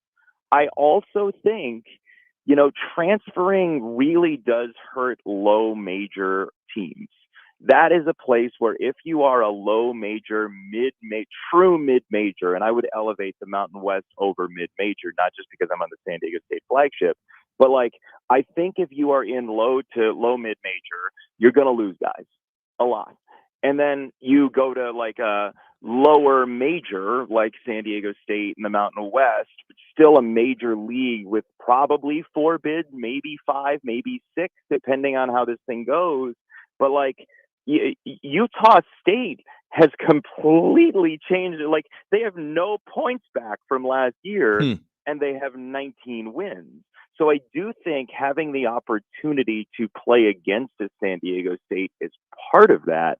I also think part of it is there are guys that probably couldn't crack a lineup in the Big East just because of numbers, that are really good basketball players that deserve a chance to play high-level basketball. And I think the Mountain West has separated itself well enough that it becomes a destination for those players that want to be, a big fish in a fairly sizable pond in the first place. Does that make sense? Yeah, I think it's well said. I think it's spot You on. can play in the Mountain West, you can develop here, and you're going to get a lot more playing time than maybe somewhere at a big school. Yeah, guys get opportunities professionally. There's all kinds of Mountain West players right now playing in the NBA. Like Reese a lot Waters, of guys from San Diego State. Yeah, Reese Waters is here for an opportunity. I mean, you want to win? Yeah. And a lot of players come here to win and develop. You look at San Diego State; they've done very well with transfers without the same NIL resources, and as a Kentucky or a Kansas. Jason Benetti is with us right now from Fox Sports. 1 or 2 more, Jason, before you go. We know it's busy. We know there's shoot-arounds to come. This matchup tomorrow, Jaden Ledee, great Asabor. It's these are 2 remarkable players having unbelievable seasons. I mean, all-America type seasons. Some of the best players in the nation. What do you? They haven't played each other previously. What do you expect that to look like tomorrow? I just want to see how many minutes they crash into each other for. I had Montana State last year in the Big Sky title game, so I've seen Great Asabor in person. And when they fed him the ball, he just is one of those guys. He is a problem. I mean, and they didn't win, obviously, in the first round of the tournament last year, Montana State, but they made enough of an impact in that 3-14 game that they started to come back in the second half of that game. And it was in part because of, the 2 guys who came from Montana State to Utah State. So I'm just excited to see the level of energy in that building, first of all. And then second of all, the offensive glass to me is so important because as we talked about, and I'm sure you all have talked about on the show, these are 2 of the greatest teams in the country in denying 3-point shooting. And Utah State is not a great jump shooting team. Casey Jacobson pulled some catch and shoot numbers that are not great for this team. It's just not a great jump shooting team, but they do it on the offensive glass. They feed it into the post. Obviously, San Diego State does similar things. And, you have to be able to get threes up, but you don't necessarily have to live and die by them. And both of these teams, I just think in terms of grit, are going to be the fun matchup in the Mountain West. And I know that's not highly specific, but I've seen teams, you do enough basketball over the course of the season, and there are some teams that just really get in your pocket, Marquette, Houston, San Diego State. And there are teams those teams are the ones that you want to watch, especially courtside, like we're fortunate enough to do, because you watch the level of pride that takes over when it's person on person. And I just think this is going to be one of those games where the intensity individually, defensively, the pride factor of no, you're not going to get that rebound. I am, is where my eyes are going to go all day. Jason, get you out of here with a baseball question. Congratulations on being with the Tigers now. So you're more focused on the American League, but just as a whole for this entire offseason, from everything that's happened, from the Juan Soto trade to the Ohtani signing and the deferrals and Yamamoto and everything, what's been the biggest thing for you this offseason, or the lack of, free agent moves or trades this offseason for you in baseball? Just the carnage in my Twitter mentions because I'm traitorous. No, yeah. That's a good one. Yes, we'll take that. Ohtani is enormous, obviously, But I do think there's going to be another wave before spring training is in full swing. I feel like there are some names, Bellinger et al., that are going to be, whether it's the trade of Dylan Cease by the White Sox to flip the market. We just saw it yesterday with Corbin Burns to the Orioles. This is another one of those, what was it, 2021, where there was, or maybe it was 19, where there was the really delayed market, right? Yeah, it was 19. It was 19. It was 2019. This Yep. feels like that to me. So I think if you're one of those people that buys like the Athlon Sports magazine and just assumes that that's what the rosters are going to look like, there's going to be more changes before we hit March 1st. Yeah, otherwise Fernando Tatis Jr. is playing all three outfield positions for the Padres next year. The new position will be rover. But you know what? On the Padres, though, like they seem to play better when there aren't expectations. True. Well, we hope that's the case. That's a great point, because the expectations could not have been. I mean, they were great expectations a year ago, and they did not live up to them. Jason, awesome stuff. We'll see you tomorrow. Our listeners are excited to have you on the call tomorrow on Fox for San Diego State and Utah State. Appreciate you doing it, man. Good to have you in San Diego. Can we still do lunch on Sunday? Oh, we're doing lunch on Sunday. You better believe it. You tell me where you want to. Well, actually, I'll tell you where we should go. Right? You Because better make John pay for everything. Oh, yeah, of course. Of course. Come on. Sometimes you're a little flaky, doesn't it? Am I? Did I really get a free lunch out of this? Yes. I got you a free lunch, Jason. You're welcome. By the way, he's working with Bill Walton Monday on NBA TV, right? Is it NBA TV? Slow it down one time. Well, I taste colors. real quick before you go, because he's got okay. So, how is it working with Bill Walton? Like, is it just a Are we going chaotic? commercial free? I mean, is it as chaotic as it sounds, or is it like kind of easy broadcast because you just say one thing and then Bill Walton can just take over an entire broadcast? Yeah, that sounds like it would be fun. No, it is. It's awesome because it is like I've always wanted to do improv, and this is basically like Second City training. Yeah. For play-by-play announcers. So yeah, you just kind of let it rip. You see where it goes, and the notes on my board, you wouldn't believe. Like, instead of like, has 8 points in 10 of his last 11, it's like, network creator Patty Chayefsky was born on this day in 1923. Oh, that's Dude, great. It's so incredible. Oh, my God. San Diego legend, obviously. Absolutely, I mean, come on. yeah. Jason, good stuff, man. We'll see you tomorrow, all right? Thanks for doing it. See y'all. All right, Jason Benetti, Fox Sports, who is one of a kind. I see colors. So great. He's spectacular. Or I hear colors, not see colors, you idiot. Whatever. But yeah, so Jason's actually staying in San Diego because he's calling this game. Then he's been doing these Monday night Bill Walton broadcasts from Bill's house. That's wild. And by the way, the guests on these broadcasts are like incredible. Yeah. It's like the Manning guests. Like, yeah. They're like, oh, yeah. I can't even explain who the guests have been. It's like ridiculous. I got the level of guests. Mike Krzyzewski.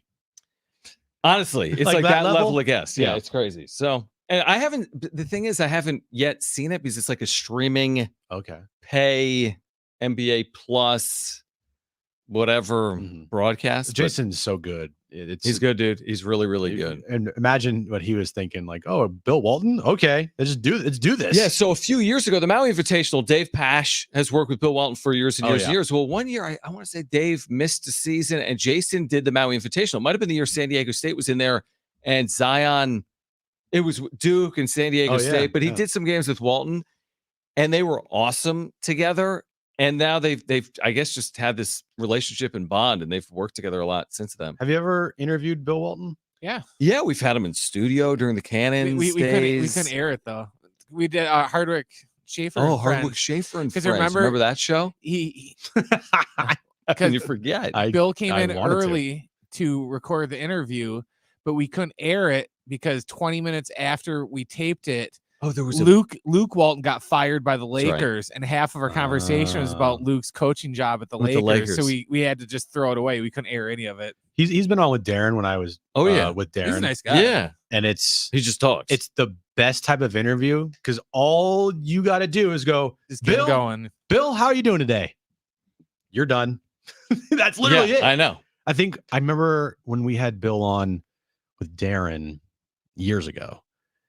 We made it a point before the show, like, all right, we're going to time this thing out to see how long Bill talks before Darren asks another question. 11 minutes or something like that. I think it was like 14 minutes. Yeah. I think I remember that interview. Seriously. It was incredible. Yeah. He just went on and then he started interviewing himself. Yes. Like he was asking questions and then answering his own questions. Yeah. I mean, one of a kind. Really, Literally one of a kind. If you want to just be entertained, Bill Walton's your guy. Absolutely. 100%. And again, tomorrow you can listen San Diego Sports 760, 11:30 a.m. is our pregame coverage. 12:30 is the tip time. And again, Jason Benetti, Casey Jacobson on Fox Television tomorrow. There was something we had actually here. Wasn't there something else we're going to discuss? Or is that it? We'll see you guys tomorrow. See you tomorrow. Oh, you know we're going to discuss this coming up at 5:30. Jim Harbaugh speaks with Colin Cowherd on the Herd for the first time since 2015. Do you remember the 2015 interview? I remember like it was yesterday. Do you? No, I don't. Do you not know what I'm talking about? I don't remember it at all. Oh my gosh, are you I serious? do. It was a train wreck. Yes, I do remember that. And Jim Harbaugh sounded like he just did not want to be there. And then Colin also took blame for it. Colin cut him off and said, "All right, we're done." Dude, it was a train wreck. Yeah, I remember that actually. I do. The fact that they would even like reunite like 9 or 10 years later to do another interview is kind of fascinating. Well, Colin since 2015, I think, has grown. Maybe, probably not like you know as a person. I mean, like as a personality, like his star is very big, right? When Colin says something, people react to it, and you know Colin's relationship with the Chargers, so he's going to get Jim Harbaugh on. Well, yeah, the Chargers brought Colin in to try to get that positive, hype it up a little. Yeah, you have felt that if you followed this over the last handful of years, you have felt that. But my point. But by the way, think about live radio. Like, what's your worst, most cringe on-air interview question moment? When this is Jim Harbaugh national radio. When I asked Charch the same exact question that you asked. Yeah, I did that right the before. Next week, though, I think. And then you asked the question, and they're like, actually, Chris Godwin, not He's playing like, this that was week. last week. Yeah, Chris Godwin's not playing this week. Like, bro, I don't know. I'm not watching this random Thursday night game on Amazon Plus. So, when you ask the exact same question, is your most cringe moment? So far? Oh, don't worry. It'll get worse. With more time, we'll be put in some weird spots. Yeah, that's probably... I mean, I've like yelled at David Vassay before. I know you have. It's that Simpsons line when Homer goes to Bart. He's like, "This is the worst moment of my life." He's like, "This is the worst moment of your life so far." Exactly. The longer we do this, the more it always can get worse. It never is going to just be consistently good all the time. There's always going to be a lot of problems. No doubt. All right, so we'll hear from Colin Cowherd with Jim Harbaugh earlier today. Really bold comment, I thought, from Jim Harbaugh. We have Jim's back page still to come as well as we get you ready for tomorrow. San Diego State, Utah State at 12:30 with pregame coverage beginning at 11:30 in the morning. You're listening to Jon and Jim.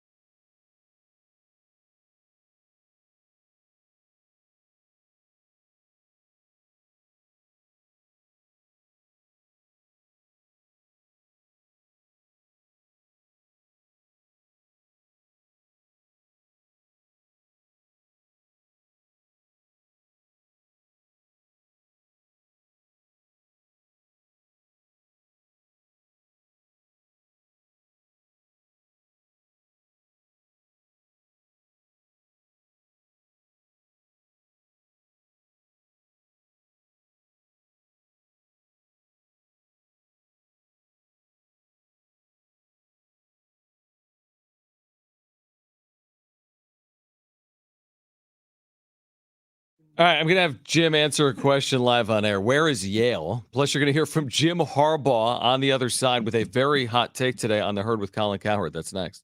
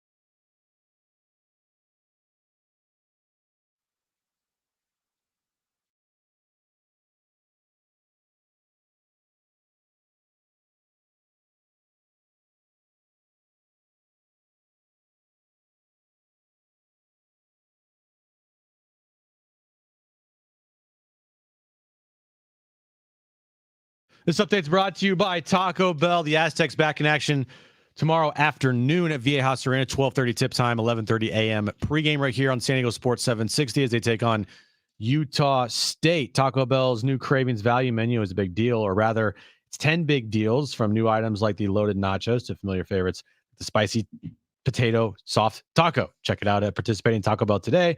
Available for a limited time only while supplies last.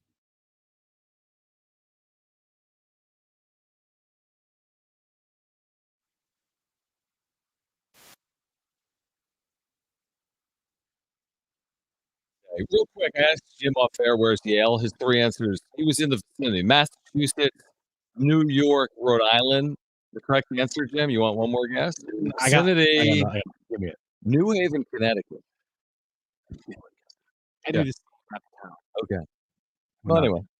But you knew Princeton was I in New was Jersey. Anyway, we're wrong. watching a Princeton Yale game. That's why I brought it up. So, okay, today's Groundhog's Day. Yes. And you know the movie, right, Jim?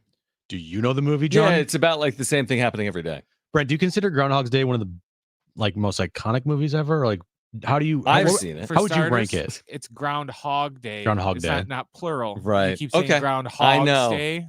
Sorry. So it's just Who's been saying Groundhog. Groundhogs? You? No, Probably. John. I have. Oh, You John. have. I Yes, think John. maybe has. now I'm Groundhog Day. from Pennsylvania, and I feel like maybe people say Groundhog's Day. I just Google. They probably do, but it's Yeah. wrong because when I Google it, It's wrong. it comes up Groundhog Day. Okay, so So I- Groundhog Day is like a repetitive, boring, the same day over and over and over again, right? Yeah, one of the best. I consider it one of the best movies. You love it. I love it. I think Groundhog Day is fantastic. So is there a comp for like sports talk radio for like boring, repetitive sports takes? Well, funny you asked that, John, because today Awful Announcing put out an article of the most boring, repetitive debates in sports today. And it's like the Jon and Jim show, bro. It's the John and Jim show. Is it? No, it's not the John. It's and just Jim. a Okay. link to our show. Yeah, exactly. I'm like, come on, man. Is it? That'd be What's in cool. there? So the first one is the obvious: LeBron versus MJ.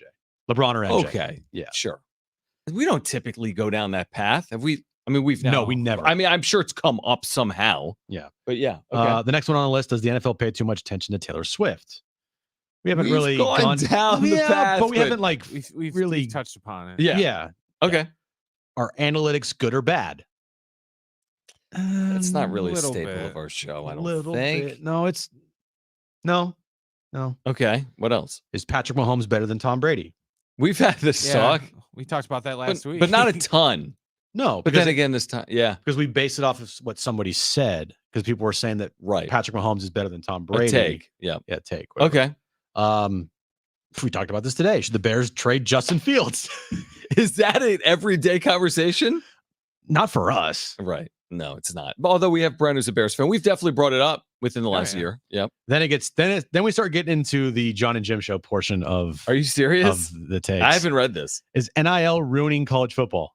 Yes. Yeah, we'll have that conversation, right? Yeah. Is Brock Purdy a game manager? Oh my gosh, this is our show. See previous answer. Are the Dodgers spending too much money and ruining baseball? See previous answer. This is our show. Should steroid users be allowed in the Baseball Hall of Fame? This is our show. Yes. No, we don't spend a ton on that. Then it gets to like other random ones. Like Okay. They said, is Tua Tagovailoa elite? We've never mentioned that. No, but read how they had it on there though. Is Joe Flacco crossed out? Tua Yeah. Tagovailoa. Oh, that's baby. funny. What can the NBA do about load management? We've talked about that. a little Every bit. show in the world, to awful announce's point, has talked about that. Is Jalen Brunson too short to be a number one option? We don't talk about that. Has soccer, quote, made it in America? Do we? I don't think No. we No, talk we about don't. that. Yeah. Is Zion overweight? Everyone's talked about that. Yeah. Is Michigan's championship tainted? We've talked about it. We haven't. But again, these are not staples. No. Will Aaron Rodgers recover from his Achilles injury? We kind of talked about Mentioned that. couple Again, times. Brent with the Aaron Rodgers dynamic. My favorite But one we is pretty much just talked about that because you'd go on stupid McAfee show every day and say Yeah. something Yeah. stupid. Exactly. So. my favorite thing here is anything involving the Dallas Cowboys. Which is something we really don't No, get into No. that much. I don't think. I would say that of this list, I would say the Dodgers, good for baseball. Yeah, we definitely hammer that Basically one. been our offseason. Because the Padres haven't done jack. You know what? I know. I mean, that list isn't like, Too bad. I don't think so. But What's our Groundhog's Day stuff? yeah, what is our ground? Padres slow off seasons, Preller, Padres rumors, Bracketology. Bracketology. Yeah, we definitely have some Groundhog Day stuff. Oh, but- no doubt. But if the Groundhog Day stuff for us is talking Padres every day, Well, yeah, that's kind of our job. right? I'm okay with We're it. talking San Diego sports. So you guys are talking San Diego sports yeah. every day. Yes, thank you. Yeah, I'm talking glad you think talking that. about Aztecs, football, basketball. Yep. Yeah, I'm talking about the Padres. we'll take it. Jim Harbaugh. Okay. So Jim Harbaugh goes on with Colin Cowherd for the first time since 2015. There was this infamous interview. We don't have sound from it, but where it was just a disaster. The interview was just cut short. It was a true disaster. Yeah, he cut him off. Anyway, they hugged and made up today. They really did. Because I watched back a portion of it, and they were all rah-rah about each other. But that wasn't the most interesting part. The most interesting part is what Jim Harbaugh had to say about his Michigan quarterback, J.J. McCarthy. Do you agree with this? Can I ask you about J.J. McCarthy as a kid? How do you think he'll do? What does he bring to the table that maybe I can't see as a TV viewer? Arm talent, athleticism, it factor, winning with numbing repetition. Don't be surprised when he goes to he's the number one quarterback off the board. That's my prediction right now. When people get a load of JJ and what he, how he can throw the ball, how he spins it, his athleticism, his intelligence, talk about it factor, he's got it, the competitiveness that he has. And they get around him and they really start digging in and they start talking to him. That's an early prediction for the 2024 NFL draft. So He's not a scout. The first thing I think of is find you somebody that loves you as much as Jim Harbaugh loves loves J.J. him. McCarthy. Listen, he was a marvelous college player. But that doesn't mean you're Caleb Williams. Like, he's not a scout. He's not going through all that pro day stuff and the measurements and the arm strength. Like, there's no way. Tell me I'm wrong. There is no world where J.J. McCarthy is drafted before Caleb Williams. Zero. No way. Zero. So he's wrong, right? Yeah. I would love, and obviously it's not going to happen. Like if the Chargers had the number 1 pick and he's talking about J.J. McCarthy like this. Yeah. Come on. There's no way. Again, great college player. Yeah. I do. Honestly, like Jim Harbaugh is a walking meme. He is a walking soundbite. Mm-hmm. He is fantastic. Yeah. It's just a bummer that he's going to be buried in an irrelevant team. Yeah, it's funny you say that because when I was watching some of the interview today, I'm like, well, you know what? This is kind of interesting. Like I was kind of enjoying it, and then you're like, well, he's the head coach of the Chargers. Like he'll be talked about. Yeah. He'll raise the relevancy of that franchise No doubt. to a level that they haven't seen in a long time. Yep. But that's it's once Jim Harbaugh leaves, and he will leave. He's not going to stay there forever. That's his kind of MO. Once he gets to the mountaintop or get close to it, he gone. Right. That is what happens. Is this his last stop? Presumably. I mean, he's still in his late 50s, early Looking that up 50s right now. How old is he? 60. 60. This is his last stop. It might be. Yeah, you wouldn't see him go back to college. Yes, you do this for 5 years, you're 65, and maybe that's. I just have a hard time seeing him actually elevating that franchise to a Super Bowl contender. I know. We'll see. You're right. I feel the same way. He's proven people wrong along the way a lot. Yeah, but hey, man, I love Jim Harbaugh. I love me some Jim Harbaugh. It's just like it's a bummer that it is a bummer. It is just there. Like, okay, cool. Yeah, it's an interesting interview. Again, you heard it here today on San Diego Sports 760. There were some interesting parts to it. There really were. But J.J. McCarthy, the first quarterback off the board, would literally be shocking to me. And here's another thing with him saying that. He has final say on every roster decision for the Chargers because the only way the Chargers could get Jim Harbaugh is with that. Is give him everything he wanted because they can't. I mean, they're literally so desperate for something. It's probably smart on their part, right? They're like, we'll give you whatever you want. You can do whatever you want. Would you prefer for A.G. Spanos or John Spanos to be making the football decisions or Jim Harbaugh? No, those guys are buffoons. So I think it's probably the right call. It is. Right? But then, I mean, you're hearing him say this about J.J. McCarthy. You're thinking to yourself, bro, yeah, you're making final roster decisions. You think J.J. McCarthy is the best quarterback in this draft? Granted, he could turn out to be the best quarterback in the draft. It's possible. Don't know that yet. But what if the odds are not against? The odds are definitely against J.J. McCarthy. I kind of feel like this is just like the same way Urban Meyer would always ooze over his Tim quarterbacks Tebow and about Maybe. how Tebow is the greatest thing ever, and then it's just like he just didn't translate. There's a big difference. If you watch the college game and the NFL game, if you're passionate about both, you understand there are a lot of examples of amazing college players that don't sniff playing time in the NFL. Amazing players. To Brent's point, Tim Tebow is a classic example. Yeah. And I was listening to a conversation yesterday about a podcast about like the value of hitting on late round draft picks in the NFL is kind of underrated as far as like how important that is. Like it's huge. It's massive. Day 3, rounds 4 through 7, all those picks. In the Super Bowl, Isaiah Pacheco, 7th round draft pick. Rutgers. Brock Purdy, last pick in the 7th draft. round pick. If you hit on a late round draft pick in like the 4th through 7th round. You're right. You get so many advantages. Well, because you don't have to pay him squad. That's another great point. That's a great point. That's why is the money. You are getting so much value there. And yes, obviously you want to hit on your top draft picks. Like that's the first, thing that you want to do if you're the general manager of a team. But I think that it's more valuable if you hit on a late round. I agree. Pick. Didn't you show me something, or there was an article that said like both quarterbacks are, make a lot of money in this year's Super Bowl. Patrick Mahomes is making $60 million this year, and Brock Purdy's making $888,000. Right.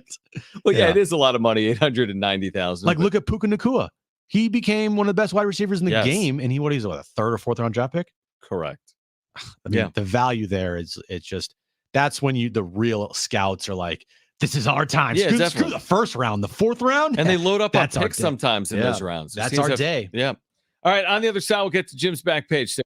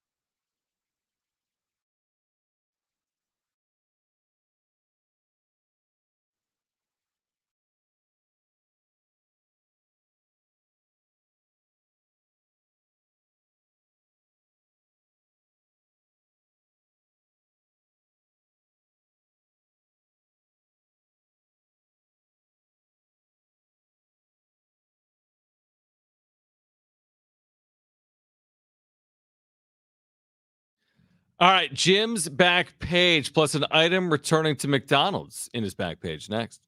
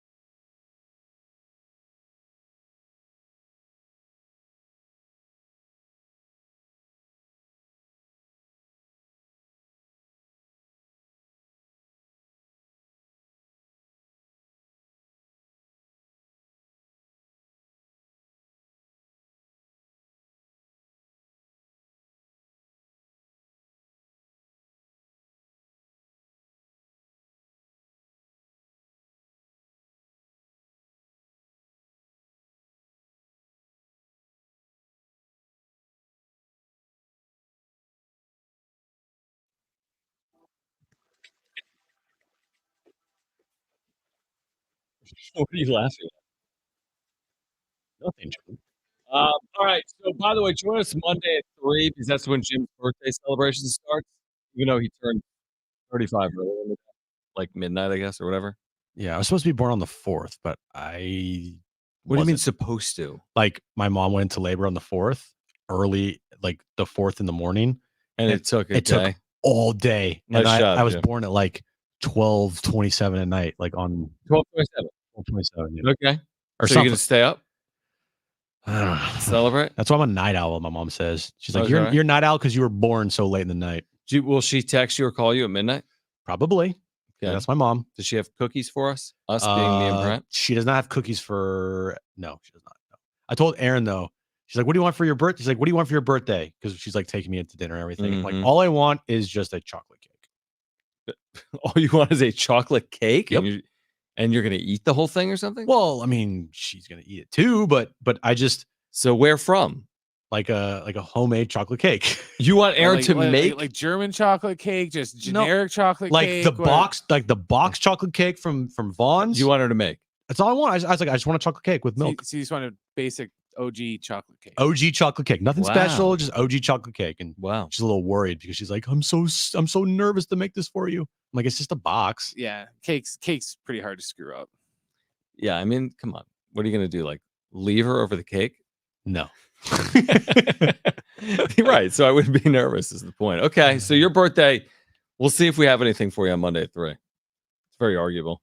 Very arguable. Yes. Potentially. All right, let's get to this.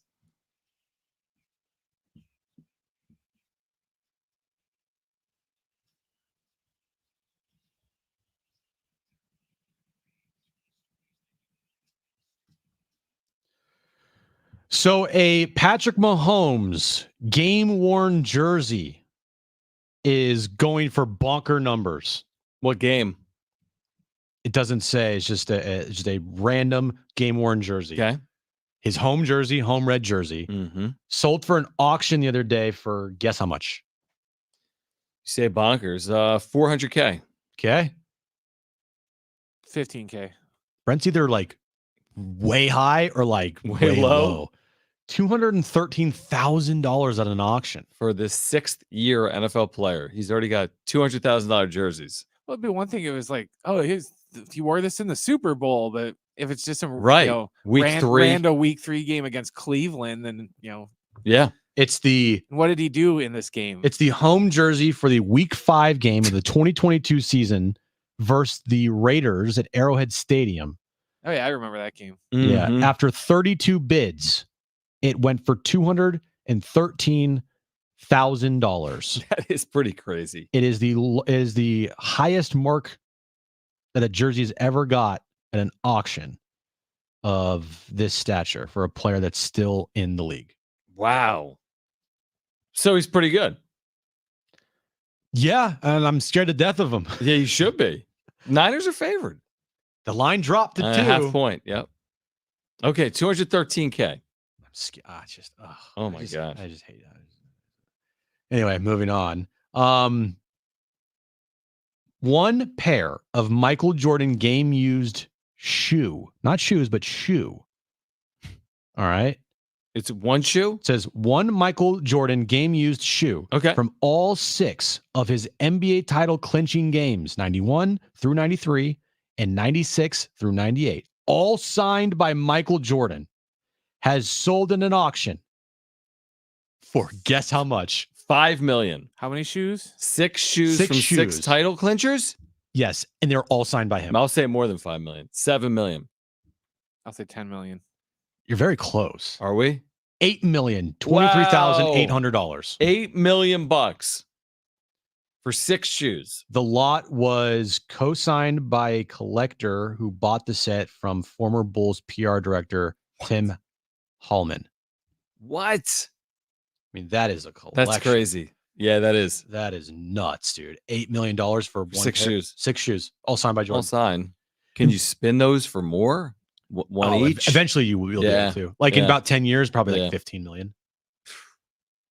Because Jordan is like it. He's like cemented. bigger than It's basketball. literally cemented, and and so those shoes are wow. And finally, no one has to worry. Okay, because an asteroid was coming towards Earth, but guess what? But you didn't even mention McDonald's. Well, you're right. I didn't mention McDonald's. Sorry. Forget about the asteroid. What's going to happen? The Shamrock Shake is returning, and Oreo Shamrock McFlurry are back at McDonald's. Oh, Oreo. Yeah. When? They will be back this year, John. This year, returning into I would think by What is St. it, Patrick's. Monday? Is it your birthday? Monday. Monday for your birthday. Yeah, Monday. I hate anything mint flavored. Okay, we'll get it for you then. Perfect. And then what I was talking about is the skyscraper size asteroid will fly by Earth today. It'll fly within 1.7 million miles of Earth. Again, things that we don't need to know about it. I bet a shark ate a fish in the ocean today, but it's far away from me and you. Yeah, but what if it got knocked off its course? Then you have a giant skyscraper asteroid coming straight for us. If it got knocked off its course, it's 1.7 million miles away. What would it be? 1.6 million miles away? All this stuff out there, and it never. Don't jinx it. Like, what are the odds they don't hit things? Stop. You're worried about it? We can't. Who cares? It's outside of our control. Going to take us out a second from 49ers winning the Super Bowl. 49ers have. 49ers win. Brock just put the balls in the air from Brock Purdy for a game-winning Hail Mary. touchdown. Boom, That's it. asteroid, we're done. World's over. I'm like, no! Where would Purdy rank that among the all-time players if that happened? So the ball would still be like in the air, you know. All right, join us tomorrow morning. Countdown to tip-off at VA House, 11:30 a.m. Myself and Ben Fletcher. Tip-off at 12:30. Aztecs Aggies. Ted Leitner on the call. If you missed anything today, sportsSD.com, iHeartRadio app, iTunes, TuneIn Radio, Spotify. You can find us there. Leave a review as well. All right, have a great weekend. We'll see you tomorrow on the radio or at VA House for Brent and Jim. I'm John. Keep it here at San Diego Sports 760. Oh, right. Okay.